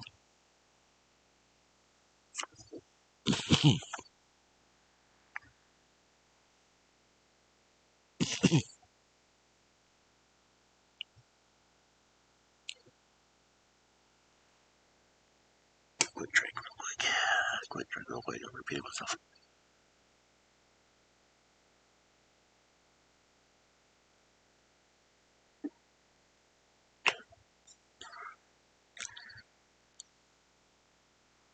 Okay, the next story. The Blue Tea Set by Ruby Lorraine Bradford. The cool shadow under the live oaks was a relief to Mary Ann after the noonday glare of the river. She expected that her mother would upbraid her for returning home at such an hour in the July heat, but her errand was such a pressing one that she could not wait for the coolness of the late afternoon. It was but a short walk through the woods past the house into the clearing. Presently she came to a pause beside the wood pile and gazed in astonishment towards the house. The door was closed and the heavy shutters in place. What an unusual condition for this at the noon hour of the July day. Marianne gathered up her skirts and ran quickly to the door. By the leather strap left hanging on the outside, she lifted the latch and then hurried in. The ashes left from the preparation of breakfast were gray underneath the crane of the fireplace. A quick glance around the room, however, calmed the girl's fears, for the immaculate order of the place told her that the departure for her mother had not been a hurried one. But where had they gone? It could have been no ordinary occasion that would take the whole family off. Her mother, her father, and her three brothers. She went out the door of the lean-to and glanced across the cleared land to the south. There she saw old Chomsky working in the potato field. The old Indian woman frequently came to the homes of the settlers with fish and reed baskets, which he engaged for food and clothing. Mr. Stafford often hired her to work the field for him when she came by, and Marianne now felt certain that the old woman would know where her family had gone. Down through the parched potato rows she hurried and put her inquiry to Cumsey, motioning toward the house to help carry her meaning. For a moment, the withered old Indian stood leaning on her stone hoe, with a toothless mouth worked while she tried to get the meaning of Anne's words. Then suddenly nodded vigorously and mumbled, "Down river, make white man teepee for friend." "Oh, I see," exclaimed Marianne. "The new home for the bride, Miss Eccles. The house-building party, and Mother went along with the men to help prepare food for them." As she went back to the house, her mind was busy with plans for the afternoon's work. She had hoped to have the help of her younger brother William in gathering up the cocoons from the house which she raised her silkworms. But now she had to do it all alone. She must prepare herself some dinner first, however, for her row down the river had given her a big appetite. In the big kitchen she uncovered the bedded ashes, and, with the aid of the bellows, she soon ignited some Remus pine knots. While the fire burned down to the right state for cooking, she set out the clean pine table with a piece of cold deer meat which she had found in the corner cupboard, a bowl of yellow wild honey, and a dish of peas left from the previous day, for food was never thrown away from the Stafford house. It was coarse, simple fare, but it appealed to this healthy, stalwart pioneer girl. When the iron spider, which she had placed over some red coals, was hot, she put on a small hoe cake of Indian cornmeal. Then, picking up a pitcher, she went to the slope and spring house for butter and cool milk. While she ate her dinner, she thought that, after all, it was very nice her mother was away. Now the gift she was going to have to buy her silkworm money could really be a surprise, for no one would know that she had carried cocoons to Miss Bolson's for reeling. Like most of the other girls in the Georgia colony, Marianne Stafford was keenly interested in silk culture. She had learned how to feed and care for the worms from her sister Nancy, who, before her marriage, had been considered one of the most expert in the settlement at the work. As a reward for her interest and perseverance, she had been presented with a number of fine white mulberry trees by the trustees of the colony. This mulberry grove had grown to a fair size, and with the leaves of these trees, Marianne had fed the silkworms that later spun the cocoons. She had come to take them down to Savannah, where she had been spending a few weeks with her sister. It had been by chance that Marianne had learned that Mr. Bolges, one of the leading reelers in the colony, was in Savannah at President Stephen's house on the business. She had gone to see him, and he had kindly consented to carry her cocoons home with him for reeling, and pay her for the amount of silk obtained when they returned to town the following week. Thus, she would not have to wait until her father came around to take the cocoons to the reels himself, and would be paid almost immediately, so that she could buy the coveted pewter tea sets at her mother's birthday presents. Her thoughts were running along with eager anticipation as she carried away the remains of her dinner. When everything was in perfect order, she started back to the spring with a platter of butter. She had just placed it in the cold stone shelf in the spring house when an unusual noise attracted her attention. Dropping the bar on the door outside, she stood listening, an intent expression on her tanned young face. It surely could not be her family returning home, for they had evidently gone by the way of the river, and the sound she heard sounded like the tread of many feet. What could it be? With sudden determination, Marianne turned and began climbing up the rocky slope behind the spring. With the noiseless tread she learned that while hunting partridges with her brother William, she moved through the underbrush on the hillside until she came to the spot where she could get a good view of the trail on the other side. For a moment she saw nothing. Then under the line of vision moved a number of shining copper bodies, decked with feathers and war paint. The Indians approaching the savannah colony in war costume was a thing that had never happened before. For a moment, Marianne believed it was the only vision conjured up by her imagination. She rubbed her eyes and looked again. It was only too true. There was something ominous in the speechless, moving horde that filled the terror of heart of the girl hiding under the grapevine on the hill.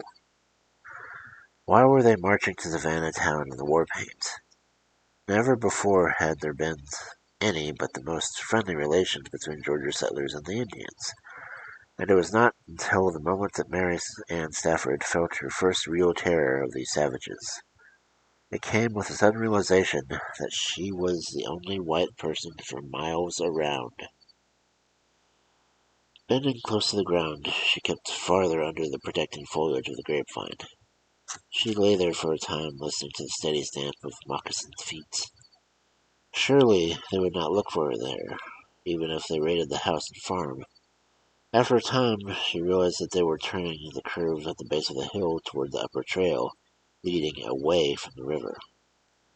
How relieved she was that they were going to pass her home by.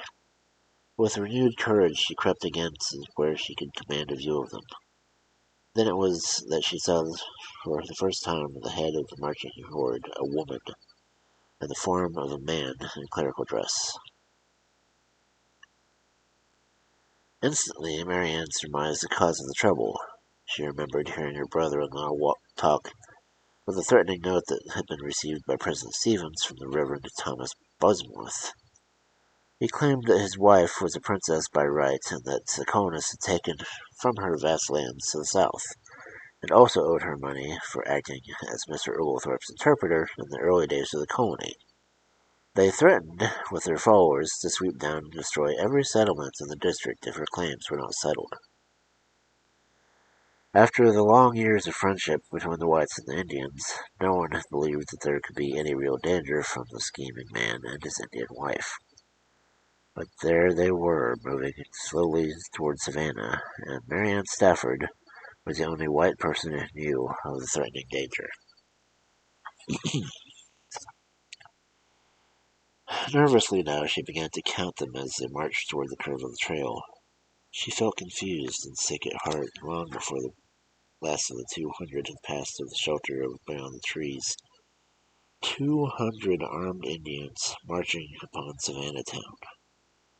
Why, there were not 200 men and boys in the whole place to defend it. They were now scattered about the fields in their various occupations, unsuspecting and unprepared for such an attack as this. But they must be prepared to hold off this enemy, and she, Marianne Stafford, must be the one to warn them. For many minutes she sat there under the grapevine, planning as she had never planned before. She dared not expose herself by returning to the savannah in her boat, but she could take the low trail over the marsh, which was 2 miles shorter than the woods route taken by the Indians. With her brother's boots and a stout pole, she felt that she could risk the marsh trail even if the ride was halfway in.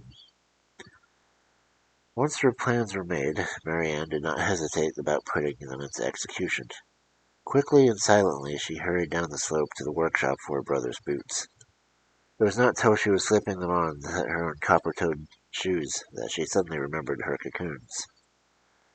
Mr. Moses had planned to leave town in the morning, and if she didn't gather the cocoons and take them back with her now, it might be weeks before she could get them reeled and receive her pay.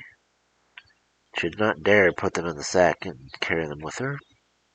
Almost instantly, however, she dismissed the thought, for For if she wanted to fulfill her own selfish desires, the Indians would be upon the settlers before she could even warn them.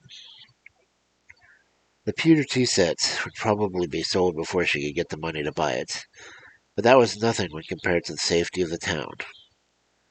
She hurried down through the oak grove to the river.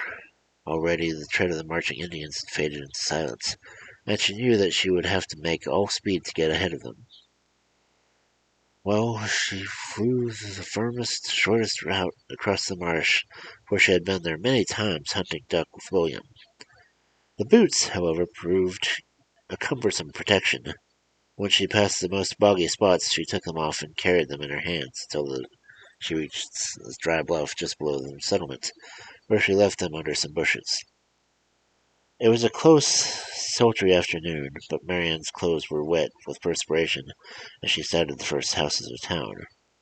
She had no way of knowing whether the savages were ahead of her or not, for a stretch of palmetto-covered hammock lay between the lower trail and the upper trail. On the edge of the clearing, she paused a moment to mop her flushed face.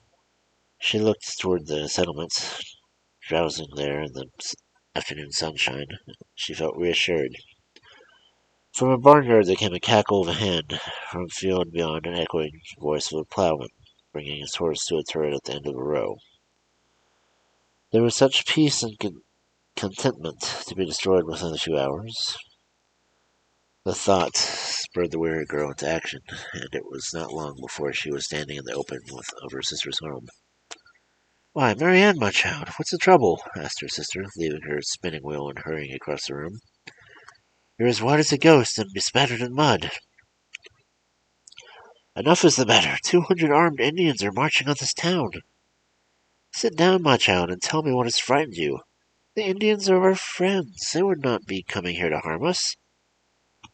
"There's no time to sit down. President Stevens must be told.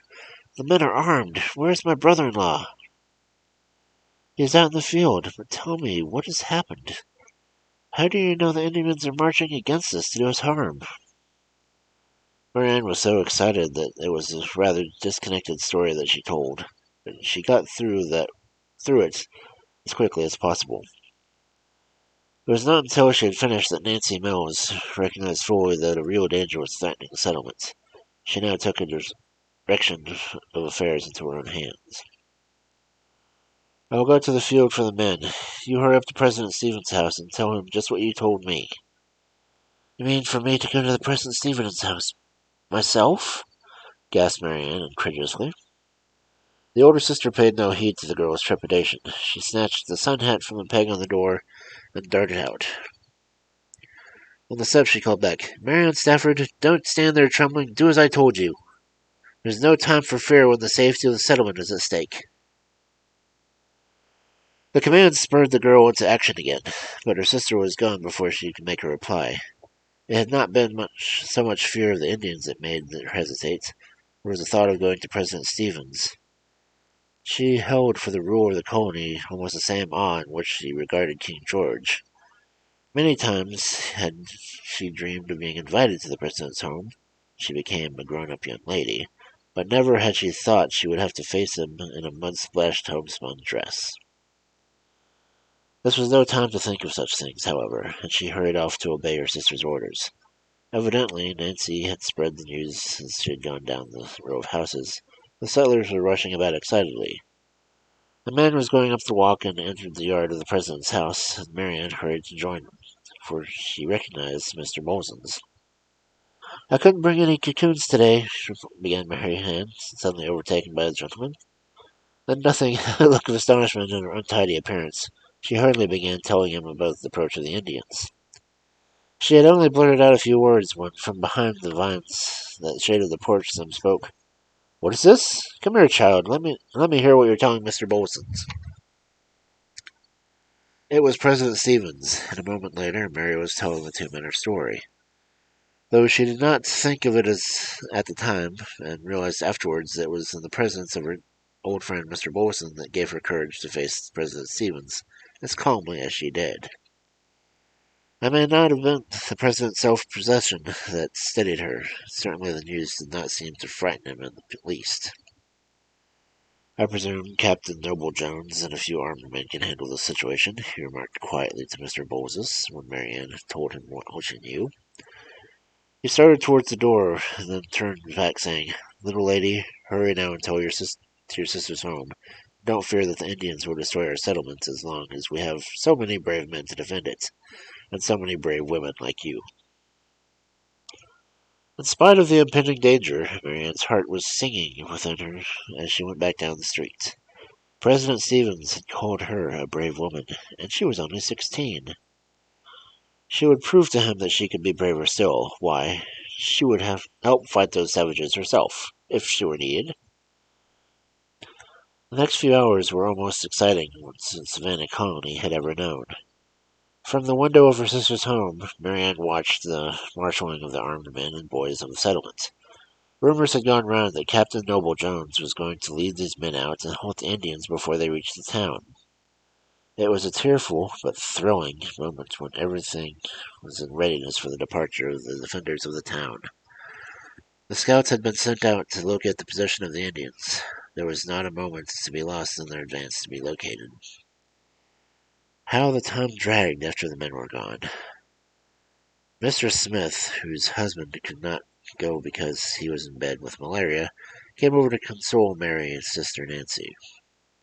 The news had spread that Marianne had brought the information of the approach, and now that there was nothing to do but wait, neighbors dropped in to hear the details of her story. Thus, the time passed. It was not so long before the messenger returned on horseback with the news that the Indians had given up their arms and were coming quietly into town for a conference with President Stevens. There were not many who closed their eyes in Savannah town that night. While the Indians had outwardly agreed to await a quiet conference, they prowled about the town, and the women and children feared for attack at any moment. Early next morning, reports went out that the leader of the insurrection, the supposed princess, Mary Musgrove, was holding a conference with her warriors, and soon after that the Indians began parading boisterously through the streets. Marianne's brother-in-law came home for a few minutes during the morning for breakfast and more ammunition, and warned them to lock the doors and windows and stay out of sight of passing savages. He got down a flintlock that he had hung over the mantel and placed it beside the axe near the door. "If they attempt to break in, don't hesitate to fight," he said, his face drawn and anxious as he kissed his wife goodbye. "Captain Jones has set me to guard the President's home, and I must leave you." The hours that followed were agonizing ones to Marianne and Nancy. From behind barred shutters they watched the excited Indians pass. About noon, Mr. Smith's 12-year-old Silas ran over to see if they were safe, and to tell them that he had heard President Stevens had been killed. At this, Nancy broke into hysterical weeping, for she felt certain that the President could not have met such a fate if his guard had not been killed first. The Indians had almost stopped passing the house now, and Nancy insisted on going to Mr. Smith's, where she hoped to get some information about her husband. They were just hurrying through the vegetable garden when they heard a horseman gallop up to the front door. Nancy's joy was unbounded when she saw that it was her husband. When she had rushed joyfully into his arms and told him her fears, he patted her gently on the head and said he believed the worst was over. The Indian woman and her husband had been separated from the Indians, and a feast was to be prepared for the chiefs and the leading warriors. He had come to get his wife and sister-in-law to help prepare the food. With the other women of the settlement, Nancy and Marianne prepared ears of juicy Indian corn for boiling, and roasted many a pound of fresh deer meat over the glowing coals, while intense, low voices told of their terrifying experiences of the last few hours. But they were to learn shortly that peace had not yet come. Although the Indians listened quietly during the beginning of the feast while President Stevens told them that Mary Musgrove was not a princess, and that the land she claimed really belonged to their tribes, this attitude did not last. They were very quiet while pipes were brought out and smoked and presents distributed. Then the whole assembly was plunged into confusion by the sudden appearance of a half-demented Mary. She had escaped from those who had her, and she now called for Belcher, or the Indian chiefs, to stand by her. And Terror, the white woman, back beside the cooking fires, watched the proceedings. Every savage was still armed with his tomahawk, and the reappearance of this woman had roused their fighting blood again. Malachi dared anyone to touch his queen. One burly savage stared menacingly towards President Stevens, and Marianne hid her face against her sister's arm, fearing the president's life. It was the brave Captain Jones who saved the day again. Mounting an empty bench, he called the assembly to order, talked to the Indians for a few minutes in his firm but soothing tone. While he was doing this, some of the guards succeeded in getting Mary Musgrove out of the crowd. Another ordered all the women back to their homes. And not very many hours after this, the Indians were persuaded to leave the town, and quiet was restored, though Mary and her husband were kept prisoners for some time. It was the day after their departure that a messenger came to the Mills cabin with a request for Marianne Stafford to come to the president's house. Never had Marianne been so excited as she was while she made preparations for that visit. She pressed her blue-printed dress that her mother had brought all the way from England and borrowed Nancy's hair brooch to wear, for she wished to make a better appearance than she had on her first visit. It was a very nervous Marianne who lifted the knocker at the big house on the main street some time later. A dignified servant answered and led her into a big room furnished with handsome pieces brought over from England. President Stevens himself rose and greeted her in the most cordial manner. This morning I have been trying to thank all those who were of service to the colony in our recent trouble, he said kindly. But I have not forgotten the little lady who brought us this news of the Indians' approach. Here is a tea set, he said, pointing out some dainty blue china on the table. I brought it over from England, and I want you to accept it as a token of our appreciation for your bravery. Why, how beautiful, exclaimed Marianne. It's far more beautiful than the one I hoped to buy for my mother's birthday present with my silk money. I knew you wanted a tea set, smiled President Stevens, for Mr. Bolus told me all about you before he left for his home this morning. I believe your mother will greatly appreciate this one, which you earned through bravery and service.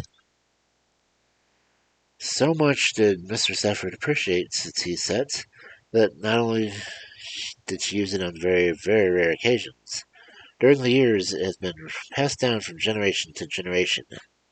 The story has gone with it of how Marianne Stafford helped Savannah during one of its early, trying hours. Oh.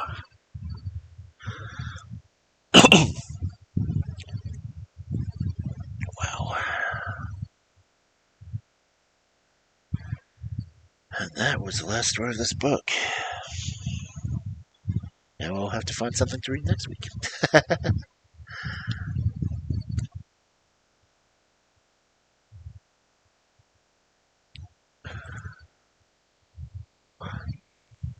Oh. I'm finished under the 2 hour mark. It's a coincidence. Oh, man. I've got a few books. I just picked up some at the store the other day, so I think I've got it's one more book of fairy tales, and I think another one of history and lore of another one.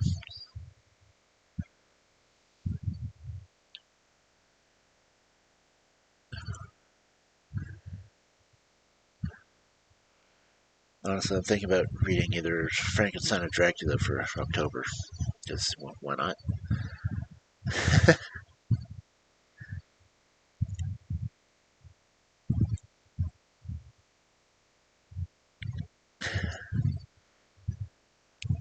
Because I've got 20 or 30-year-old copies of both of those.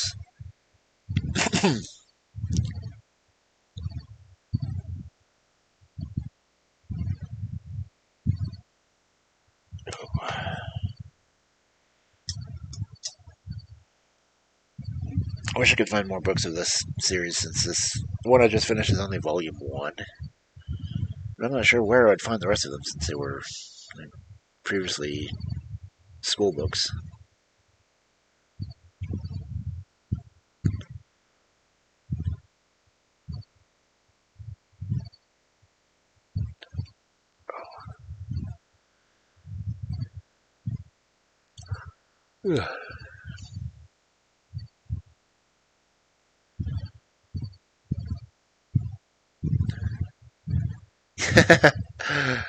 Oh yeah, libraries are hopefully always going to be around.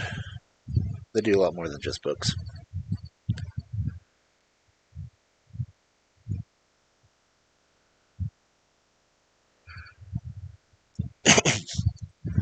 But I think my local library is going to have a book sale this weekend.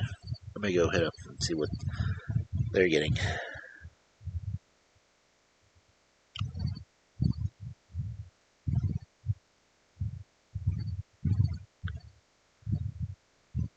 It's funny. Last time I went to the library, I was finding books that I already owned there. Um, I generally try to stick to fairy tales just because it's kind of my thing. Uh, Typically short stories.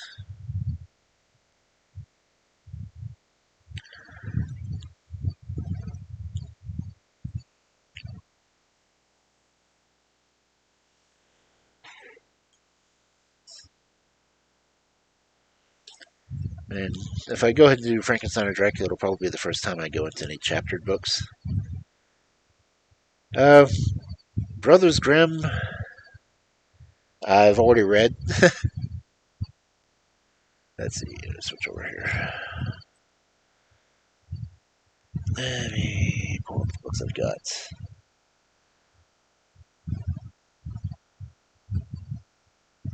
This is my library one. Anyway,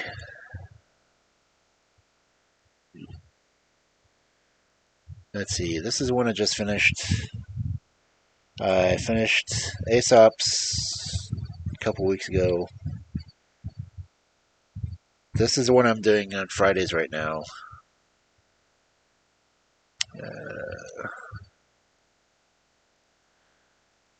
I did Norwegian folk tales. I think I finished that before I started doing the Southland ones. Let's see. Brothers Grimm I've already done. I did. Oh, need to resize that picture.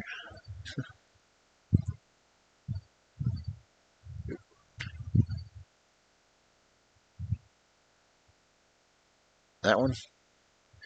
That was just a handbook. I need to get the full book of them. Uh,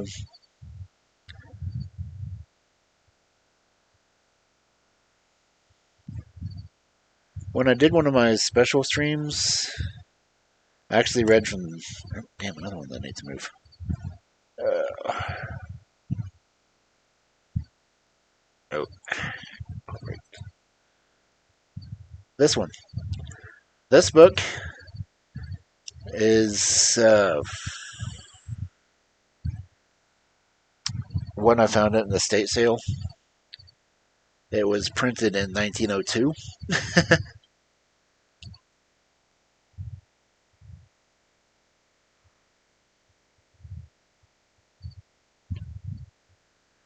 So I actually have I've got books that are over a century old, and that's kind of cool, just because uh, I collect what I can.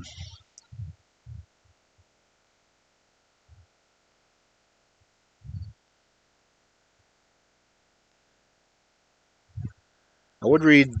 Oh, get back up there. And where are my books out of alignment here? Oh, that one's locked. This book.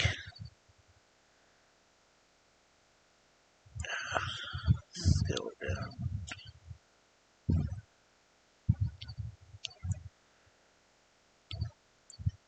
I'd say my copy may not be old, but this book is actually 1600s.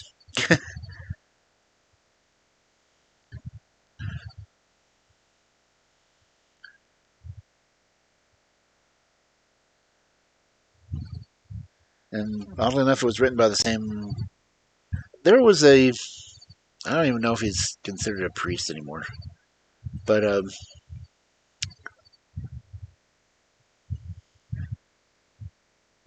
was written by Sabine Baring-Gould, who went across Europe and he studied folklore. He studied people doing witchcraft. He studied werewolves. He studied lots of different things in it. And oddly enough, he also wrote a.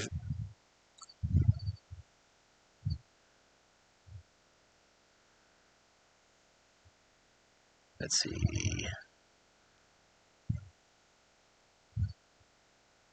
Is it gonna play? It's not gonna play.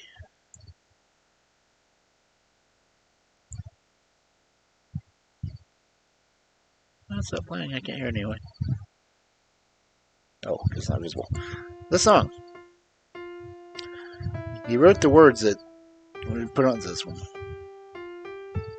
I still can hear it.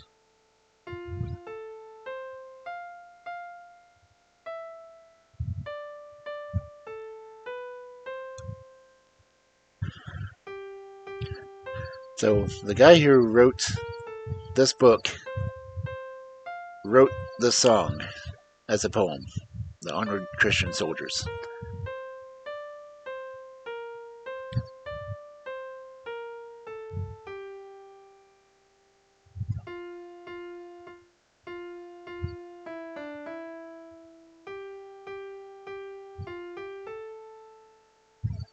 Okay.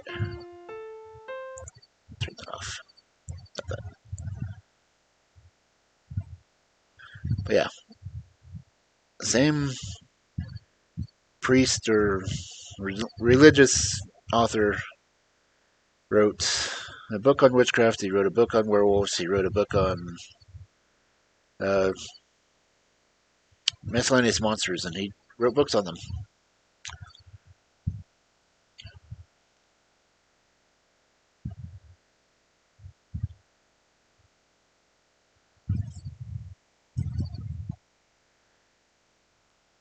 Well, it's like when I was doing some of the earlier Grimm stories, I was hunting around in Barnes and Nobles because I spent a lot of time there, and I found.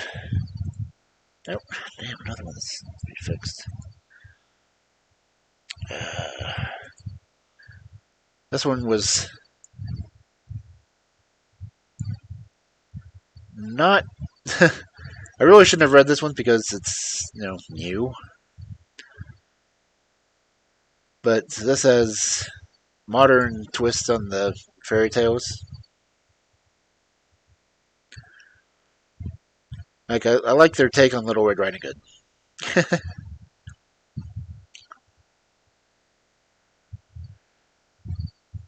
all the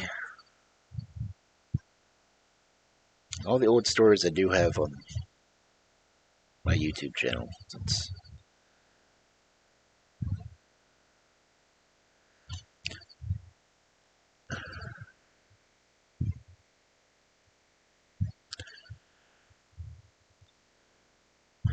yeah, on this one, at the very end of the story, well, for the story on Little Red Riding Hood that's in this book, pretty much Little Red Riding Hood was the most beautiful girl in the village, and she was essentially sacrificed to wild boys.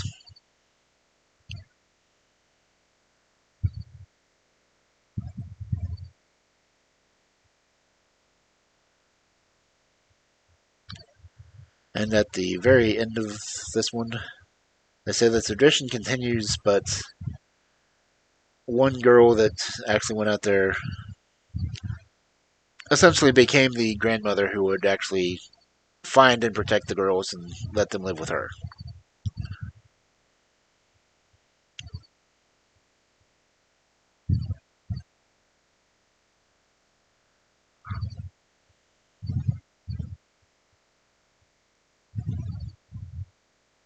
So at the end of the story, girls were no longer being sacrificed to the boys in the wild because one Little Red Riding Hood defeated all the wolf boys. So when the tradition continued, she was finding people in the town that she wanted to work for with her, and she would essentially rescue the girl from the town, pretending to be the wolves.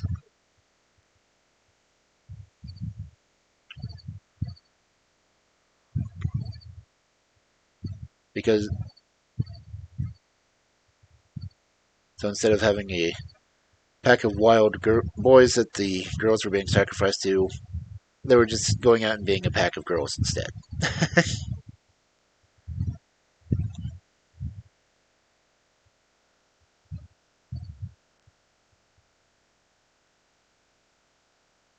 That it was an interesting story.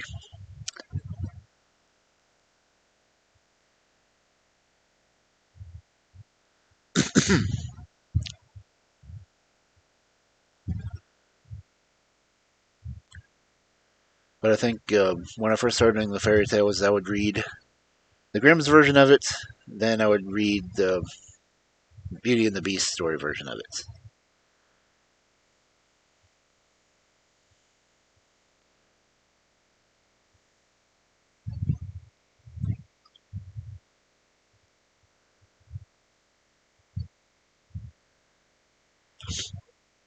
But again, on the message that came by that says I keep, that's just a link to my YouTube channel. So it's got all my archives on there.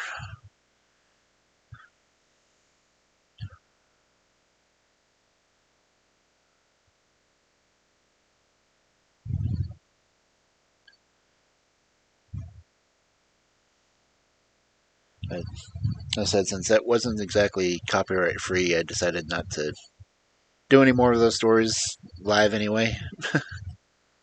And no one has found my channel on YouTube to say anything about it.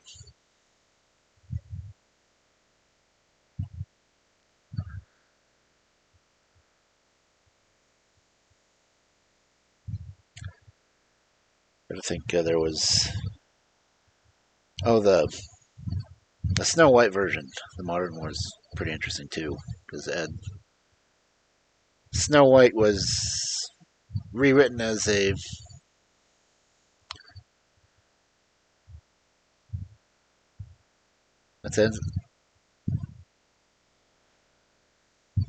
it was a black girl as Snow White, where her mother was a vampire. It's just weird.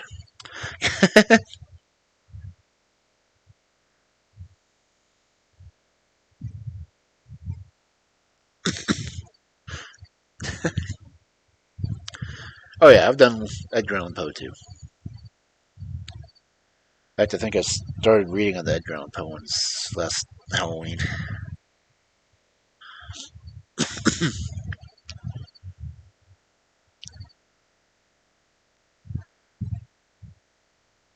So I was doing the Edgar Allan Poe ones before I even started doing the animated PNG or anything else. I just read those. Uh, it's been a little over a year now.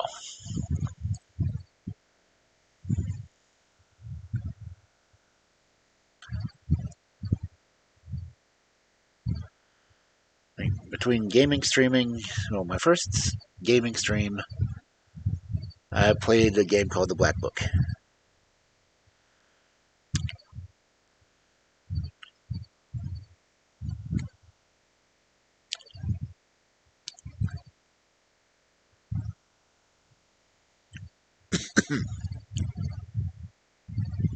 But I think I did some weird thing for my anniversary. It was, let's see. Uh,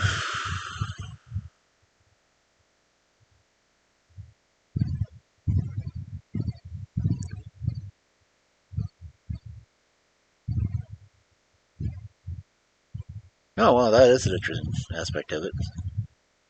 Of course, that dead eye. Oof.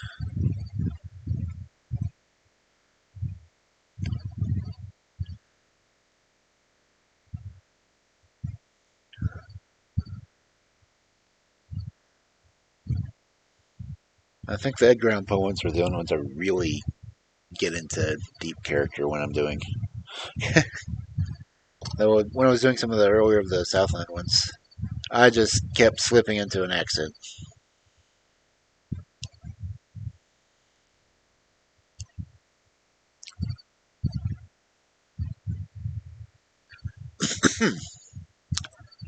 Let's see.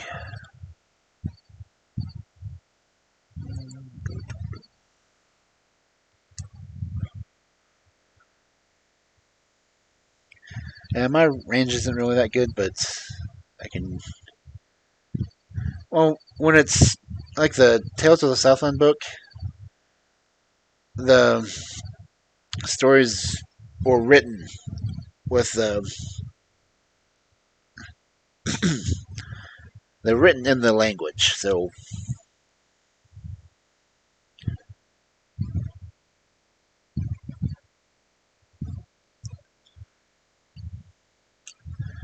like when I was trying to do the Uncle Remus story tonight, yeah, all of his speech was written that way. There was let's see,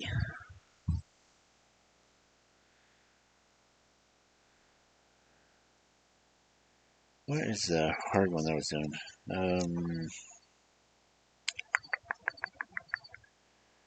Wasn't Primus?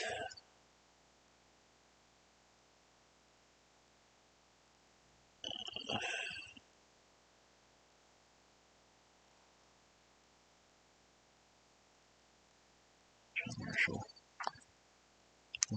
Let's see.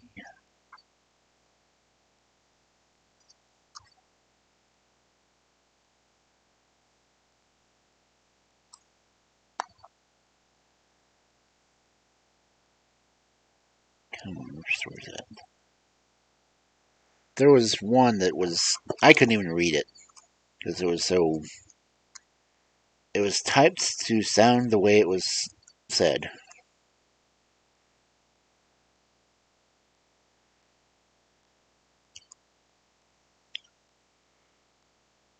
Oh, Uncle Gabe. If I any of the Uncle Gabe ones, it's hard as hell to read.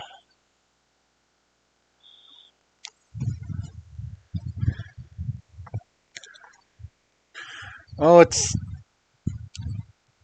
like they dictated it instead of reading it, and whoever was taking the dictation didn't know what the hell they were saying anyway. Was,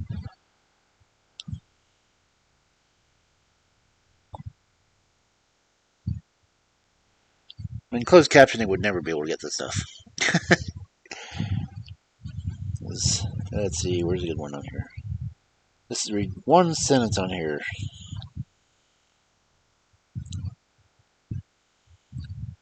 I heard you from out on the ridge for the watermelon season, and just 'cause I give you better feed than you been used to, you mustn't go a roaring and pitching kick about it.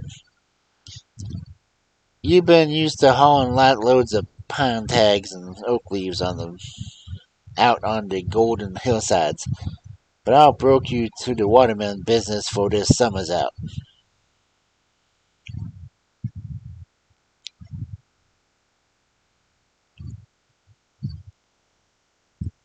I almost understood at that time.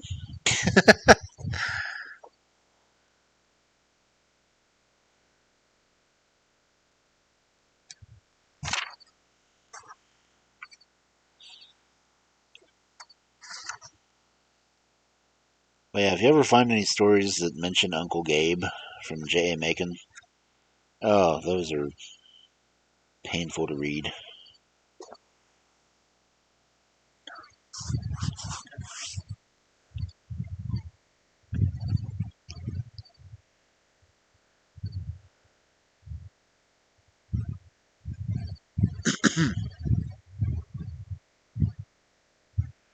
I mean, if it was at least like phonetic spelling, I might be able to get it, but it's truncated more than anything else.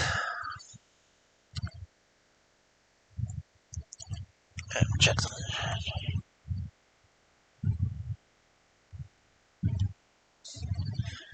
Let's see.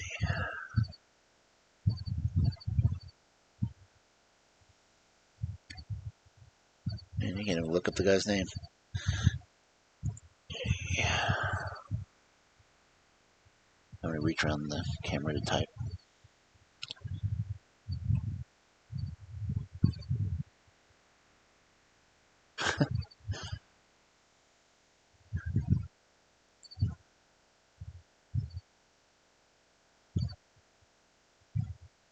Oh man, you can't even search his name. It comes up as Jamaican.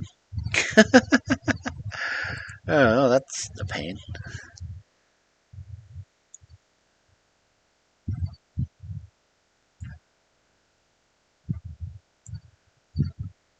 But that's the name. I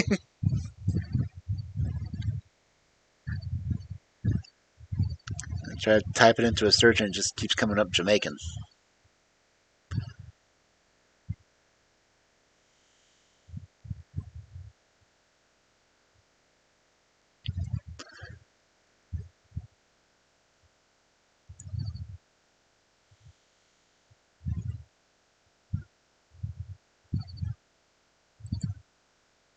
That's crazy. Never thought a search would do that.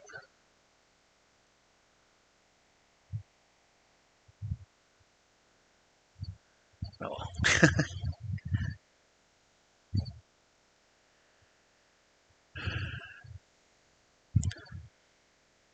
He's the one who. Uh, that's the author that did the Uncle Gabe stories, like the White-Faced Bumblebee and Uncle Gabe Gets Mule.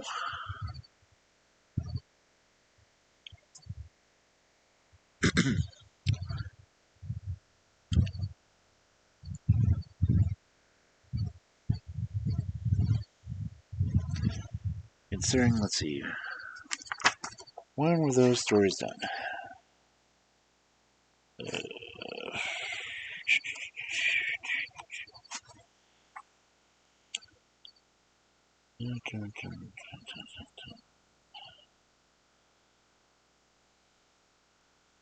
See the Uncle Remus story. Last copyright on it was 1922.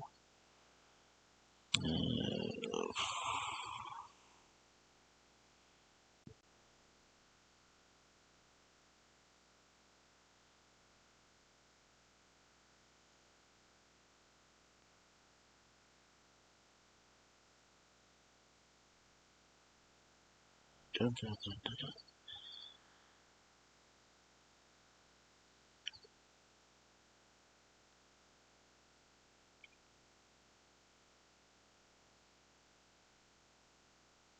Where is it? Where was on the list here?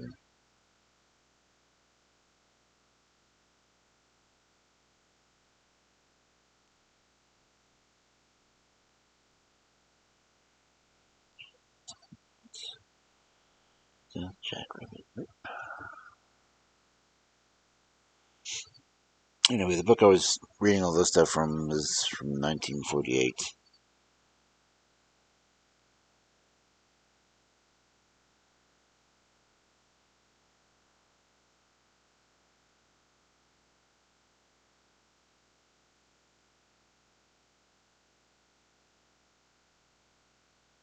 Okay, apparently there's no copyright listed for the J.A. Macon stories.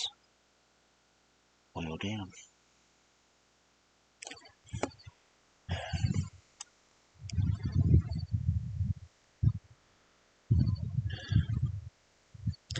Anyway, the book I mentioned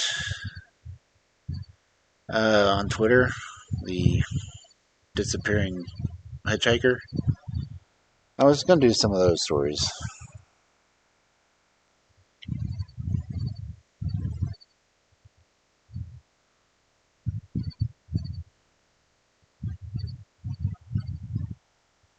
Just good old fireside stories to tell.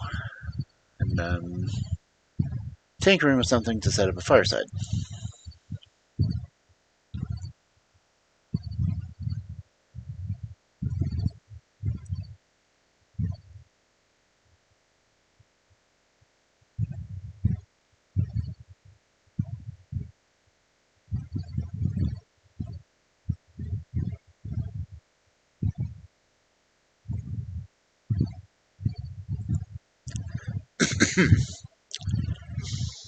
Let's see. I think the only downside about doing the story reads is my vision gets really blurry by the end of it.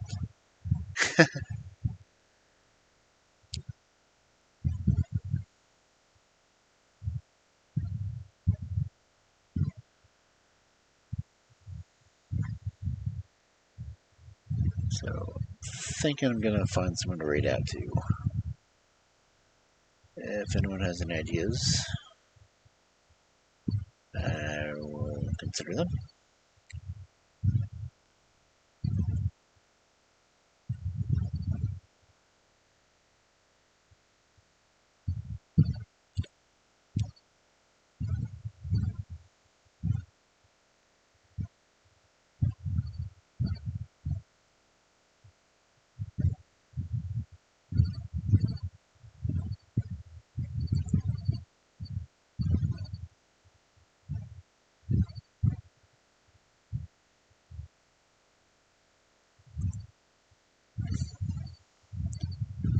Let's see.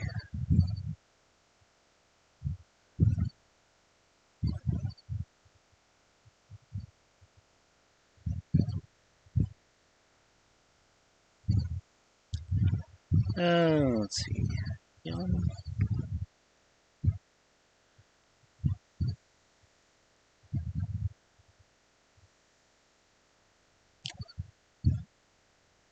Yep, he's on. I think I'll read him.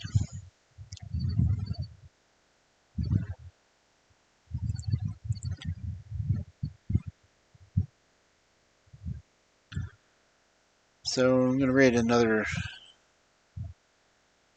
guy that's attempting to get to affiliate. So you switch out to this screen.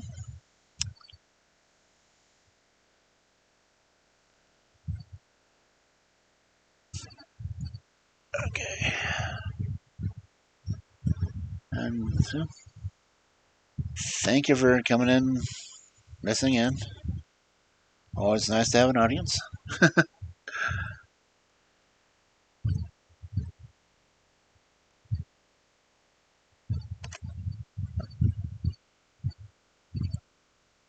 We're going to bread sandwich. Make sure that's right. Yep. Okay.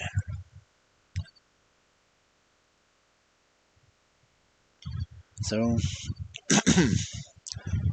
I hope everyone has a good night, and always have good dreams.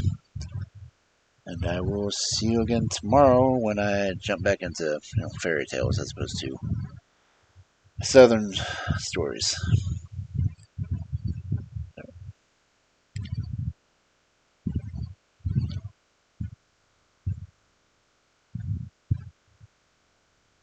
So, have a good night.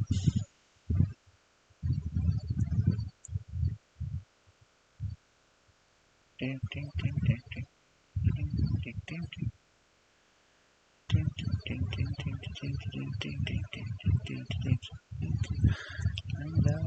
see you out. And later.